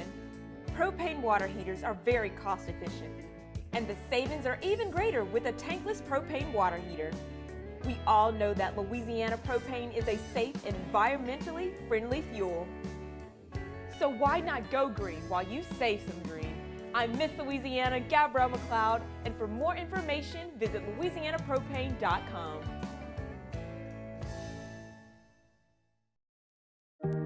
Who bears the standard? Who sets the bar? It's not those satisfied by low-hanging fruit or by taking it easy. No, the standard is set by the best of us, by those who work hard. Dig deeper. Give more. At Sunshine, we're proud to provide John Deere products that work hard for you, the standard bearers. Find the dealer nearest you at sunequip.com.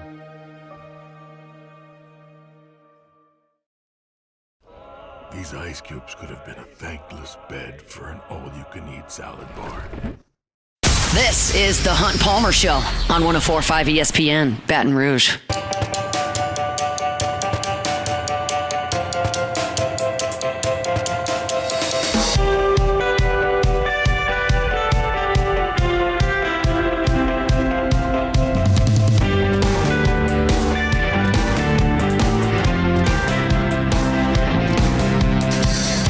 My friends at One Bath and Closets, David Duvall and his team, onebathandclosets.com. Go to the website, onebathandclosets.com. You'll see the incredible pictures of their great work on the closet spaces. You'll see the reviews from their satisfied customers, and you can get that free consultation with David. He'll sit down and walk you through their process at One Bath and Closets. Local company. David's been at it for more than 3 decades.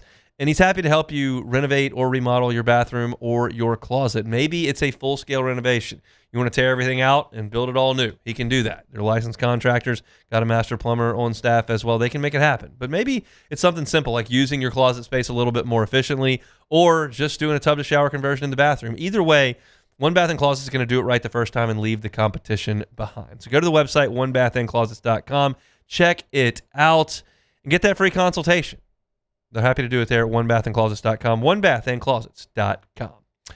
All right, Lane Kiffin met with the media today. We do have some sound from that. It was at about 11:45 this morning into the afternoon after the Tigers went through a morning workout at Tiger Stadium. And there were a lot of the same old questions about players, and he's been complimentary of just about everybody on the field. But I thought the more interesting detour today was talking about the scheduling. And there are a lot of things that are different at LSU than they are at Ole Miss for Lane Kiffin. Sometimes you take a different job and think about things a little bit differently. Everybody's got different rivals, and the calendar's different for this program as opposed to that program. Everybody's got different goals.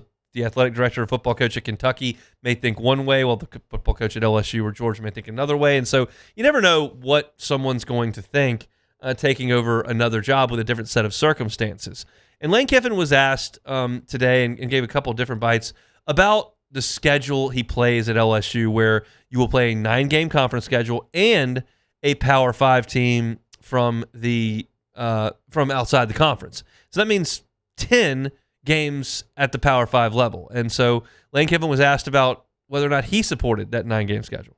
Yeah, again, I'm not going to complain about it. I was very outspoken in meetings with the commissioner, with president's athletic directors. In my opinion, that was not a good idea until the system of how they selected teams was fixed. Until it was fixed that there were automatic bids, until it was truly fixed that a strength of schedule matters how it should, it made zero sense to me to go add another hard game. But we did. I understand there's always things that go into decisions besides the way that I think. I'm sure there were financial reasons for it, but I don't think that anybody now that they've kind of seen how selections have gone, thinks that there's value in that from that standpoint. And you're going to continue to have this, in my opinion, this threshold until they go to more teams or a different system that 10-2's in, 9-3's out. So you just got some more losses in your conference and beat yourself up more, which is different than any other conference plays from a toughness standpoint. It just all depends on your outlook, your perspective on college football. Neither of these things is right or wrong. They are opposed to one another. And I fall in Lane Kiffin's camp, and a lot of you fall in a different camp. If your idea of scheduling is, I like to watch LSU play football, I like to get pumped up and excited for big games when they play football, I want more big games, I want more night games, I want the toughest schedule you can get, because to be the man, you got to beat the man, and I don't want to hear you complaining. Put them on the schedule. We'll go beat them. At Ohio State, come on. Texas coming to us, great. We need to go play Michigan or go play Wisconsin or Penn State. USC in Vegas, let's go do that. Let's go play. That may be how you see it. I see it like Lane Kiffin. I like to win the championship. I find the best way to win the championship is to get in the tournament that chooses the champion. In order to do that, as Lane's saying, the best way to do it is to go 10-2 or 11-1. And the best way to go 10-2 or 11-1 is to play a little bit softer schedule than is possible. I'm not suggesting LSU needs to go to the Mountain West. What I'm saying is you don't have to play 10 of these when we used to play 8 if we're talking about a criteria where every 10-2 is the same and every 9-3 is the same, and 10-2 is better than 9-3, so they're in. I see it the same way Lane Kiffin does. So if you're telling me that if it gives me a better chance to play for a championship, to play North Texas than it does to play Clemson or play ULL instead of the extra conference game against Tennessee, I'm going to take that. It's not as fun as Saturday. It's less stressful. It's not as fun. But I'm with Lane Kiffin on that. I believe that is the way that you should look at it. Doesn't mean that I'm suggesting I'm right and you're wrong, but I'm not coming to your side of the aisle. Yes, the environment for LSU Clemson will be better than the environment if LSU opened with Samford. I'm with you on that. But 1-0 is 1-0, according to the committee. They don't really care about strength of schedule. Until they take a 9-3 team and put them in over 10-2, put them in over 11-1, I won't see it another way, and I'm with Lane Kiffin on that.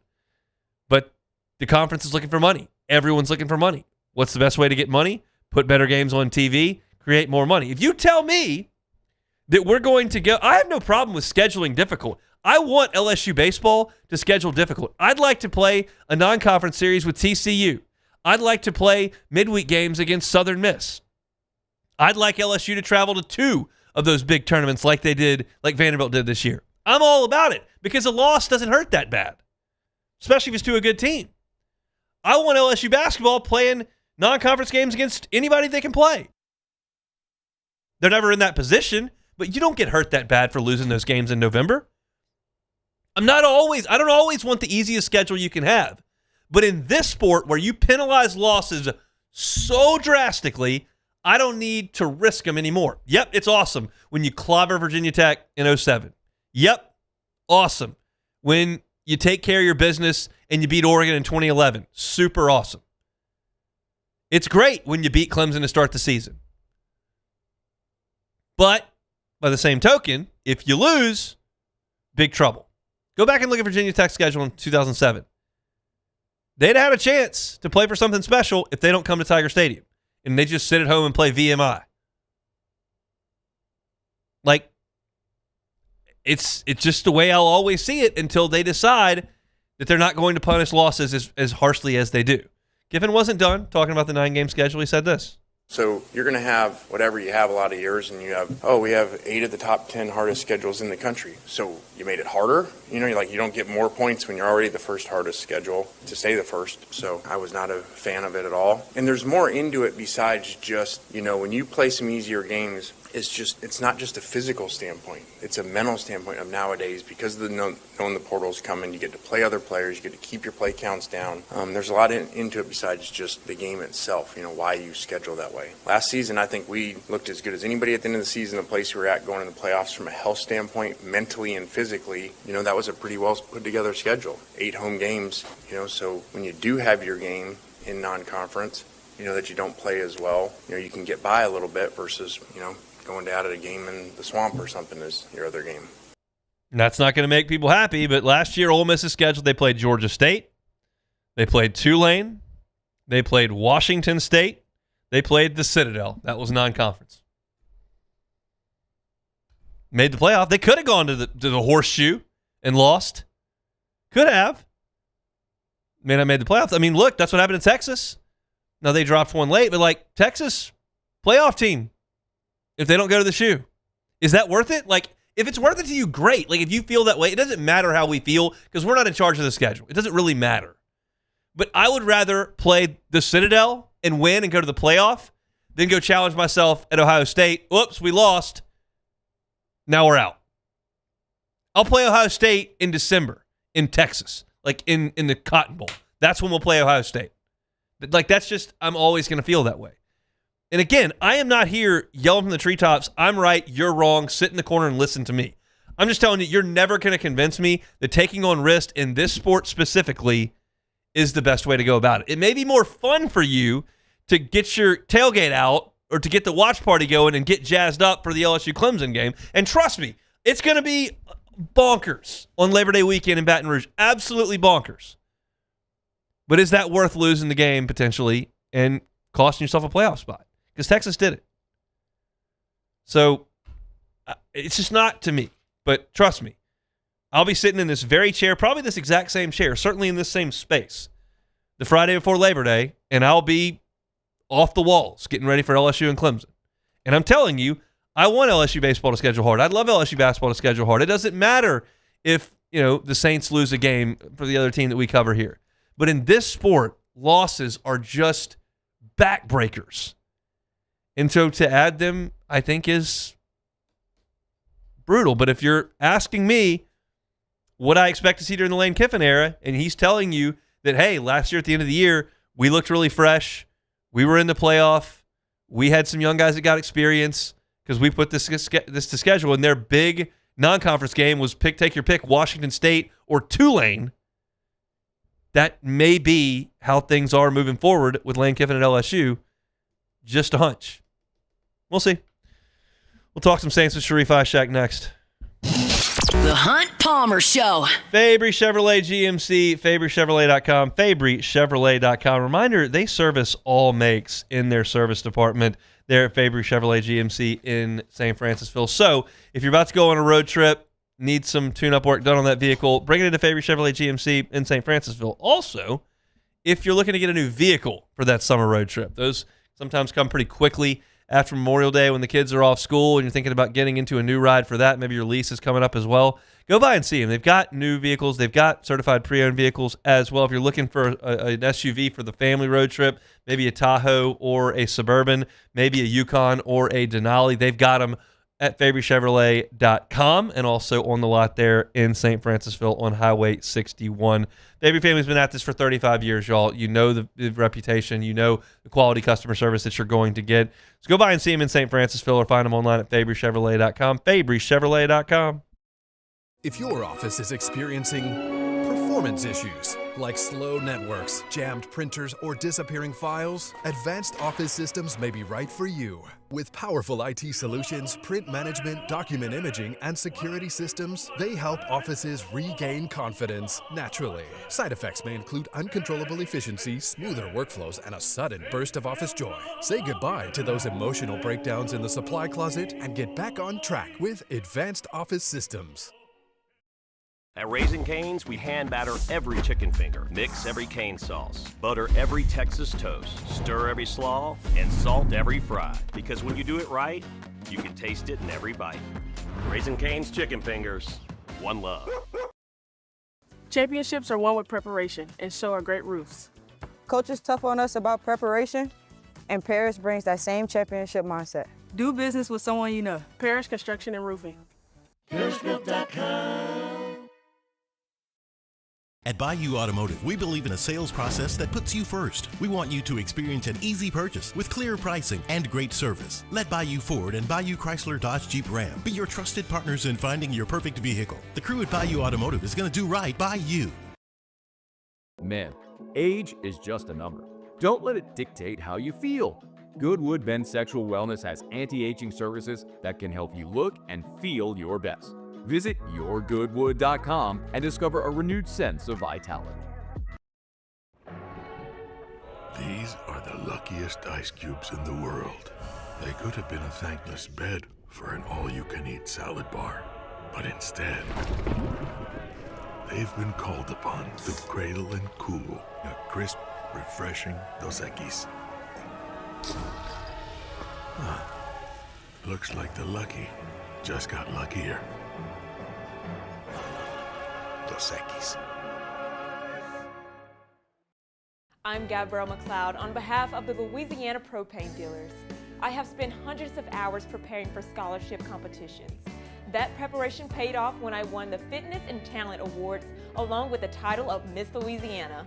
The Louisiana Propane Dealers are also pretty talented and want you to be prepared for when the power goes out. Visit LouisianaPropane.com to find out about propane generators and other safety tips. Louisiana Propane, it truly is the fuel for our future. Gulf Coast Bank and Trust is giving our customers the power to bank anywhere, anytime during this challenging event. And we're right there with you. Our mobile banking app is a smart way to manage your money and time. Gulf Coast Bank and Trust, the bank that cares about you.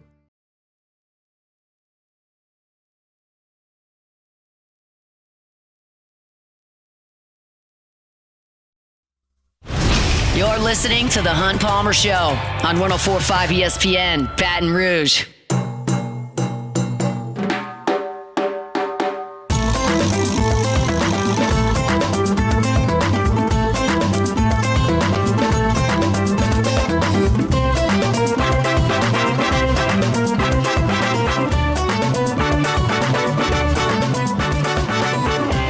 Chugging right along here on a Tuesday edition of the Hunt Palmer Show, brought to you by Immense Networks Cloud IT Management. Time now to head out to the Gems Firearms Hotline with our guy Sharif Ishak, WDSU in New Orleans. Sharif, how are you? Just so splendid, Hunt. I can't tell you how thrilled I am to hear that. So here's the deal. Are you at the point with the draft that you're sick of the coverage and ready to get on with it, or are you just like starting to get hyped with it? That's kind of the measure of a true football guy. I like it, actually. Sometimes I do get a little frustrated and aggravated with it, but with with the position the Saints are in right now at number 8 and just the endless possibilities of the depth at certain positions of need for them in this draft, just makes it a little bit better to me, in my opinion, for the first time in a long time. I don't know, maybe because I feel the hype train is sticking up steam for the Saints, so I actually don't mind it that much this year. It's one of my favorite years to talk about the draft. I saw an ESPN.com article yesterday that said that they didn't think the Saints were expected to be very good this year. Would you take umbrage with that? I need to know what they think is not very good this year. I mean, I understand last year the win total was between 4 and 5.5, and they were right. I think, what is not good? I mean, it's 7 wins not good to them, 8 wins not good to them, because I think I look at it in gradual steps, which we have talked about a few times since the offseason kicked off. It's, you go from 6 wins to 8, maybe 9 wins. If they get to that 8 or 9 win mark, is that considered not good? To me, I think that's considered good, considering everyone thinks that, the franchise is one of the worst in the NFL. No one wants to play here. No one wants to coach here. It's the sarcasm. I think it's going to be just fine.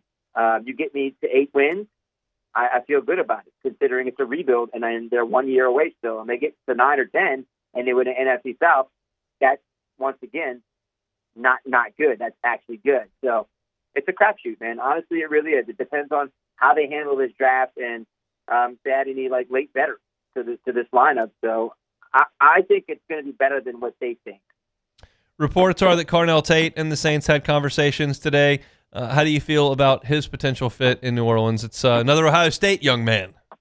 Would love it. I would love it. That's the guy I'm pushing for. That's the guy I would desperately want. If he is, of course, sitting there at number 8, you need to give Tyler another weapon, and you need to give him, I think, a true number 1. I think he would be a definite true number 1 compared to Chris Olave. And it's no disrespect and no knock on Olave. I just feel like I look at Carnell's size, Carnell, with his ability to do the contested catches, the routes he can run. I mean, that Chris can run all the routes too, but I just look at Carnell Tate and think, man, he could be a number 1. I do think that Chris could be a number 1, but it would ease the pressure off of him. But I just think, in my opinion, that would give them a true 1, 2, and 3 with Zele. So I would love Carnell Tate. I just love the size and the way he can go up and get, make some contested catches in traffic. That's what they desperately need, that combo receiver.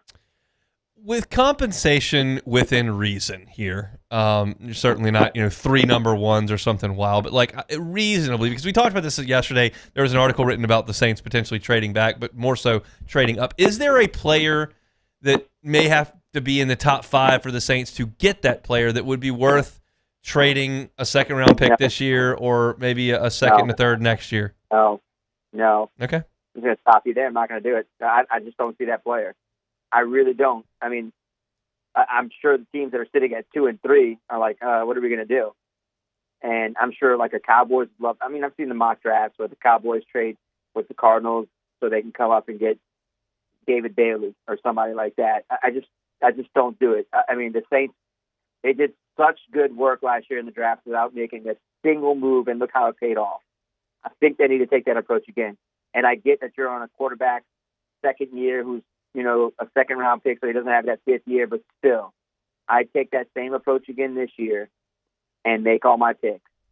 Unless you really want to do something for the first time in a long time and trade back off of 8 and get to 12 or 13 and add more picks. But to me, I'm sitting pretty at number 8. I'm sitting pretty at number 42. 42 might be the one where I might make the move, maybe earlier into the second round. But that's probably the only time I'm thinking about it. To be clear, I said the same thing. I was playing devil's advocate there because I read about it and I wanted to think, well, is there somebody up there that you feel like you because you hope that this is as high as you pick for a little bit. You hope that you're not picking as high as 8 in a little bit. So this is your best chance to get that really impact player at the top. And if you don't have to move very far, do you think about doing it? I said no, and you obviously agree with that, saying no as well. Do you have a sense at what you think the Saints are thinking? That's always a difficult question to ask this time of year because everybody's playing it close to the vest. But what's your gut tell you?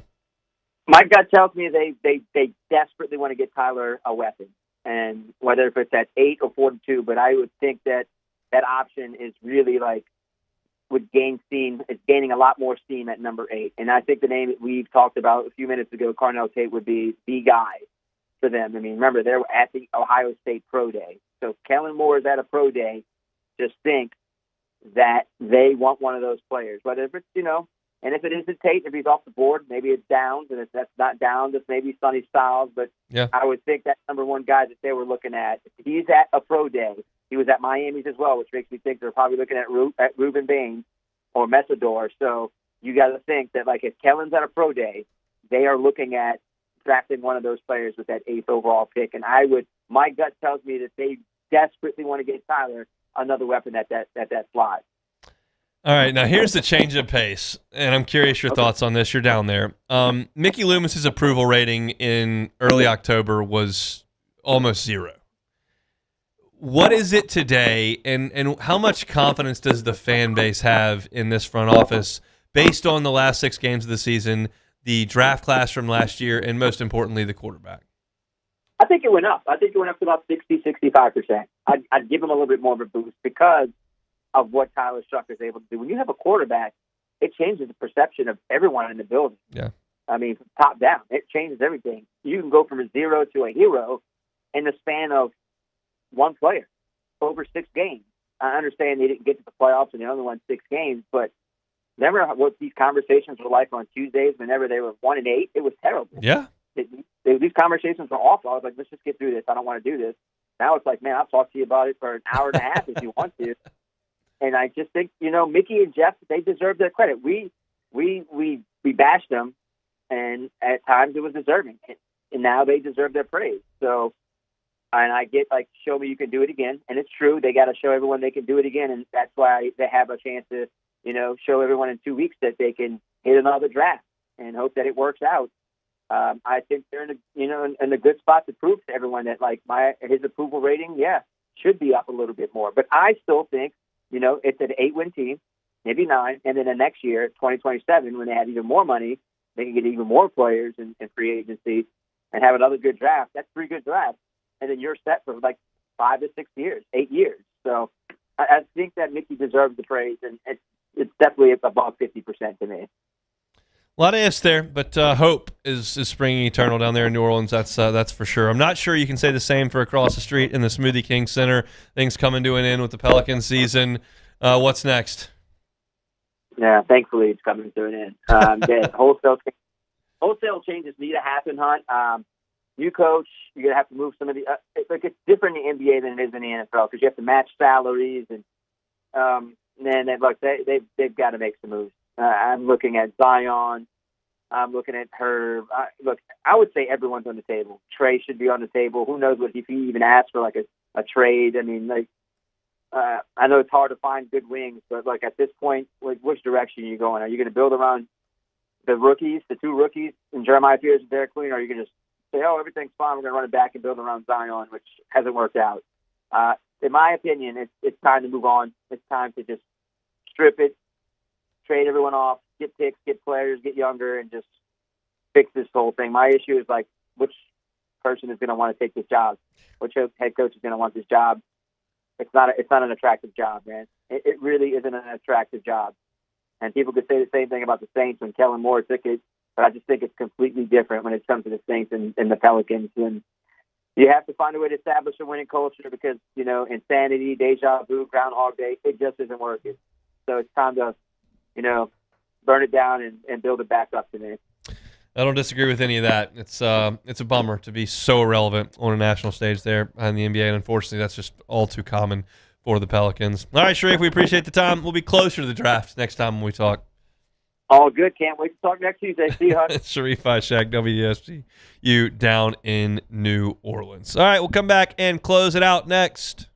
The Hunt Palmer Show. Lifetime Roofing, lifetimeroofingla.com. Lifetimeroofingla.com is that website. As of January 1st, so you're talking about 3.5 months ago, they are so proud to be able to offer a lifetime warranty. That warranty covers the workmanship as well as the materials, and those materials are backed by CertainTeed, one of the oldest and most trusted names in building materials. So when you're looking for a roof, you want a roofer you can trust. You can trust Lifetime Roofing. They're right here, locally owned and operated in Baton Rouge and throughout South Louisiana. You're looking for a roofer that does wonderful work. Well, Lifetime Roofing obviously does that, and someone that will stand by their work with that warranty. They will do that at Lifetime Roofing as well. Plus, if you need financing on that roof, whether you're paying for the entire roof or just a deductible, and you need it financed, they can do that 0% up to 18 months as well. It's Lifetime Roofing. Find them online at lifetimeroofingla.com. That's lifetimeroofingla.com. When it comes to industrial construction, River Parish Contractors can do it all. Mechanical, structural, custom fabrication, specialized welding, and turnaround services. Strategically located in between Baton Rouge and New Orleans, we have the local team with the experience and commitment to safety to manage the most complex industrial projects. Period. Here's the deal. Partnering with us means your project is delivered on time, on budget, and most important, safely. River Parish Contractors, let's get building. Hey, it's it's Matt Moscona. Look, back pain can sideline you from the things you love. That's why I trust Dr. Kevin McCarthy and the team at the Spine Center of Louisiana. Dr. McCarthy doesn't just treat symptoms. He gets to the root of the problem. From advanced injection therapy to minimally invasive surgery, they've got the expertise to get you back in the game. With 5 locations across Louisiana, including right here in Baton Rouge, quality care is close to home. Call the Spine Center of Louisiana or visit spinecenterla.com. Hi, this is Beth Serena. Welcome to my pool.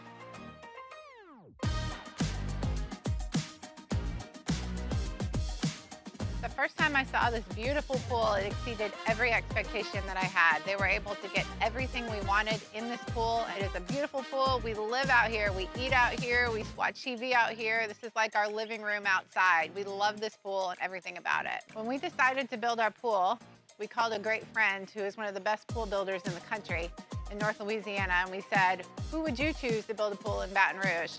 And without a hesitation, he told us Russell Pools. He said their history, tradition of great builds, great pools was unmatched. So of course, who did we call? Russell Pools. The advice I would give to anyone looking to build a pool is first call Russell Pools. They'll do an incredible job. It'll be incredibly organized. It'll be time efficient. And you will have your pool in no time.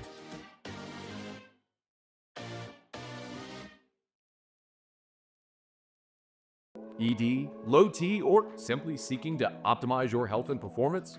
Goodwood Men's Sexual Wellness offers a range of discreet services to address your specific needs. We empower men to reclaim their health and confidence. Visit yourgoodwood.com.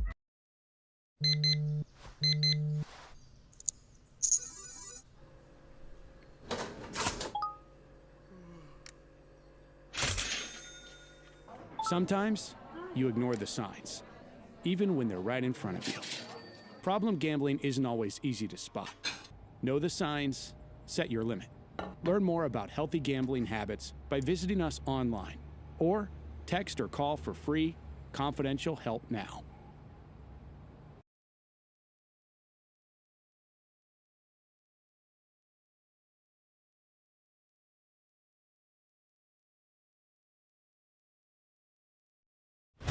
You're listening to The Hunt Palmer Show on 104.5 ESPN, Baton Rouge.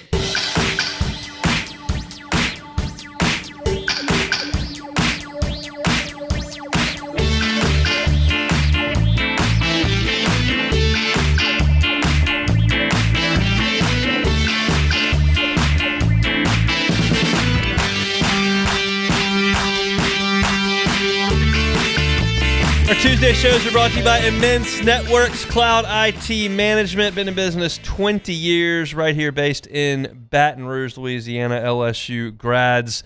If you're the business, really the sweet spot there for Immense is 50 to 100 employees, and you need some help with your IT. Immense is here to help you out 24/7. They can be there. They're monitoring your network. They're helping you with, obviously, breaks and fixes. But more than that, they're talking about a company that can partner with you and be a consultant for you in growing your business using technologies. Every single partner that Immense takes on, they help as a consultant to build your business via technology. It's a customized solution. This is not just, well, she clicked on that email and her computer's frozen and he can't get this app to open up on his. That's part of IT, but that's not all that Immense has to offer. It's a customized solution and a proactive consultant for your information technology. So if you're a company of 50 to 100 employees and you've got an overworked IT staff or are not thrilled with the IT services that you're currently receiving, reach out to Immense. Check them out at immense.net. That's immense.net. They bring you our Tuesday shows. Bit of housekeeping here on this Tuesday. I've told you a couple times, but for those that are popping in and out, if you are planning to join us tonight at Court to Table for Sports Trivia, I highly endorse going to Court to Table because it's awesome. They got great food and drinks, and the baseball game will be on. I won't be there for sports trivia. I'll be at the box. I'll be on the call with Chris Blair tonight. So it'll be us for LSU and Bethune-Cookman at 6:30, 6 o'clock pregame. I will not be at Court to Table. So we'll be back in action for sports trivia tomorrow. Not tomorrow. Shouldn't say that. Next week, next Tuesday, we'll be there at Court to Table. But tonight, I'll be at the box. Again, first pitch at 6:30 pregame on Eagle 98.1 at 6 o'clock. Myself and Chris Blair will be on the call. All right, one more order of business. Take it or leave it. Take it or leave it. Take it or leave it. Today's hottest stories in sports, news, and sometimes even Hunt's life. The question is, will he take them or leave them? All right, so projected number 1 pick Fernando Mendoza has informed the NFL that he's not planning to attend the NFL draft in Pittsburgh this month. Yes, this month. So Mendoza wants to share he wants to share the draft experience with his family in Miami. So draft party over the green room. Take it or leave it. I'll take it for him. That's great. Okay. I know, obviously, his mother has some health complications. Yes, she does. And so if that's easier for her, completely understand. I think if all things are equal, I'm probably going to Pittsburgh if I'm going to be the first pick in the draft. I can certainly see the home draft party. Have no problem with that whatsoever. But it's a once-in-a-lifetime thing, and I feel like maybe being at the show might be a cool thing to be at. So that's my personal opinion, but certainly understand his circumstances and his desires to want to do that at home. And that will have no bearing on his NFL career whatsoever. So if that's what he wants to do in South Beach, not a bad spot Miami, to spend some time. Could be a lot worse to be at somewhere for a draft party, but Miami's going to hit. Yeah, I think we both can agree. If I'm guaranteed to be a top 10 pick, I'm going to be in the green room. I don't want to be Aaron Rodgers just sitting Brady there. Quinn yeah, just I hanging can't out do for a that. while. No. I got to know, like, all right, I didn't see my name on so many mock drafts. Okay, I'm going to be in this spot. So we know that Giannis is going to have this nasty divorce with the Milwaukee Bucks, but it's got a little bit deeper. So Sean Sharani reported that the Bucks' decision to sit him this year has cost him a crazy Nike endorsement contract, the incentives in his contract. He was incentivized to play 41 games this year. They shut him down at 36. So that has been like this huge story going on that the NBA is investigating because Giannis tweeted that he's able to play and they're not letting him play. So is this the end of Giannis in Milwaukee? Take it or leave it. I'm going to take that. I'll take it. Look, I am so pro trying to win, so I don't care about load management. And I think you should do whatever it takes to win a championship. And the Bucks feel it's the best way for them to be successful as a franchise is for him to stay healthy and then to get the maximum amount of assets for it. I get that. But costing somebody a massive amount of money, by sitting them out for 5 games, like that's a bad look for your organization. And if you're going to have monster players that want to be there, newsflash, not a lot signing up to play in Milwaukee. This is not going to help. So you got to think about everything. And I guess the time's passed now. They don't have 5 games left. But I would have let that happen. I would have let him get action in 41 games. Especially because he's the face of the franchise. Nobody said he had to play every minute of 41 games. He just get on the floor. Got to step on the court. And again, this is a guy that's been there, one jersey guy. He is Milwaukee. He is the franchise, and that's no good. And it just sucks that a guy that, again, one jersey guy is not going to be a one jersey guy no more, and that's just rare today in the NFL. So, the NBA. Speaking of the NFL, Diego Pavia is reportedly going to have a visit with the Panthers amid the Bryce Young contract negotiation. Well, it's like are they going to pay him his 5th-year option? Yeah. So they should not, by the way. So Diego Pavia and Bryce Young QB room. Are the Saints in trouble? Take it or leave it? I will leave it. I will leave that. That's not trouble at all. That's 2 guys. If you stack them together, they would be one full NFL quarterback. I don't think it'd be a taller shuck if you did stack them on top of each other. Stacked them on top, it'd be one NFL quarterback. Yeah, that's not gonna. Diego Pavia is a heck of a college football player. He's not coming anywhere near my NFL franchise. Period. Can't do it. He's just. I'm out. The antics are too much. The talent level's not enough. Hell of a college football player. Nowhere near my NFL team. Well, I hate to say it, Hunt. I would like to see him on the Panthers because that can guarantee me 2 wins a year. If he's the I will starter, definitely take that. Hey, if Bryce Young's the competition and we've seen he's flip-flopping from on the bench, Pavia, if you get Pavia, Chase Young might break him in half, like just pick him up and break, like a kid with a Kit Kat. Kit Kat or like a little Twix or something. No, I need Pavia in Carolina. I need Pavia in that Carolina blue. I just need any ways that the Saints can just squeeze out 2 more wins. I'll take that. But that's it for Take It or Leave It. That's it for Take It or Leave It here on this Tuesday edition of the Hunt Palmer Show. We covered a lot of ground today, kind of some highlights if you want to go back and check it out on demand. I gave my practice report today, and it kind of focused on Blake Baker's new role at practice. He's doing things a little bit differently, and he's kind of CEOing the defense, and I think there are some benefits to that. How great the benefits are, I can't speak to that, but I do think that it's interesting. I wrote about it at LouisianaSports.net and talked about it today. Talked about Will Wade's first 2 assistant hires, Rick Stansberry and Johnny Jones, and what I think those 2 guys bring. Certainly a wealth of experience, but also different skill sets. Rick Stansberry has been very, very involved in recruiting at high level for the last few years at A&M and at Memphis. And Johnny Jones knows a lot of people in Louisiana. And so I wanted to kind of talk about what those two guys may be. Of course, the transfer portal is open for college basketball right now. That just means you can jump in. Not to say that there's going to be a flurry of pledges today, but you can get in as of today. And LSU's got to do a lot of work there. So a little bit of basketball talk. We chatted with Glenn West as well at 1:30. My thoughts on the national championship game at the end of hour number 1. I thought Dan Hurley did a brilliant job yesterday, and that, in turn, demonstrated why Michigan was a worthy champion, because even though UConn kind of threw its best punch at Michigan, it wasn't enough to even really be in the game late, which I thought was great for Michigan. So my thoughts there. LSU Bethune-Cookman preview. You may kind of roll your eyes at that. This is a Bethune-Cookman team that has stared down Miami, stared down South Florida, has been in regional play, has won a lot of games this year, steals a ton of bases, and LSU's been bad in midweek games, especially to start. So I talked about a little bit of that. Sharif Ishak talked about the Saints. You can catch that at Hunt on Saints. All our LSU content, Hunt on LSU on YouTube, wherever you find your podcast. Tomorrow's show should be a fun one. We'll recap LSU Bethune-Cookman. We will certainly talk about any basketball transfer portal news that comes up. We'll hear from Lane Kiffin. And our SEC Baseball Power Rankings coming your way tomorrow after another interesting weekend in the Southeastern Conference. I'll be on the call for baseball tonight. Hope to see you at the box. If not, here, same time, same place for a Wednesday edition of The Hunt Palmer Show. The Hunt Palmer Show. Swing Easy Golf Club in Baton Rouge. SwingEasyGCBR.com is that website. Spring is here. It's time to play some golf. But, hey, those courses can be crowded. Those driving ranges can be crowded. Why not check out Swing Easy Golf Club if you're looking to get some swings in? It's an awesome place to go hang out. It's an awesome place to work on your game. It's an awesome place to become a member. You can become a member of Swing Easy Golf Club. When you do that, you get X amount of hours up front free, and you get some other perks as being a member there at Swing Easy. You can also get a corporate membership to host clients or to have team building exercises there. It's a great place to go do all of that from a golf perspective indoors. You want to play that golf course they're playing the big tournament at this week?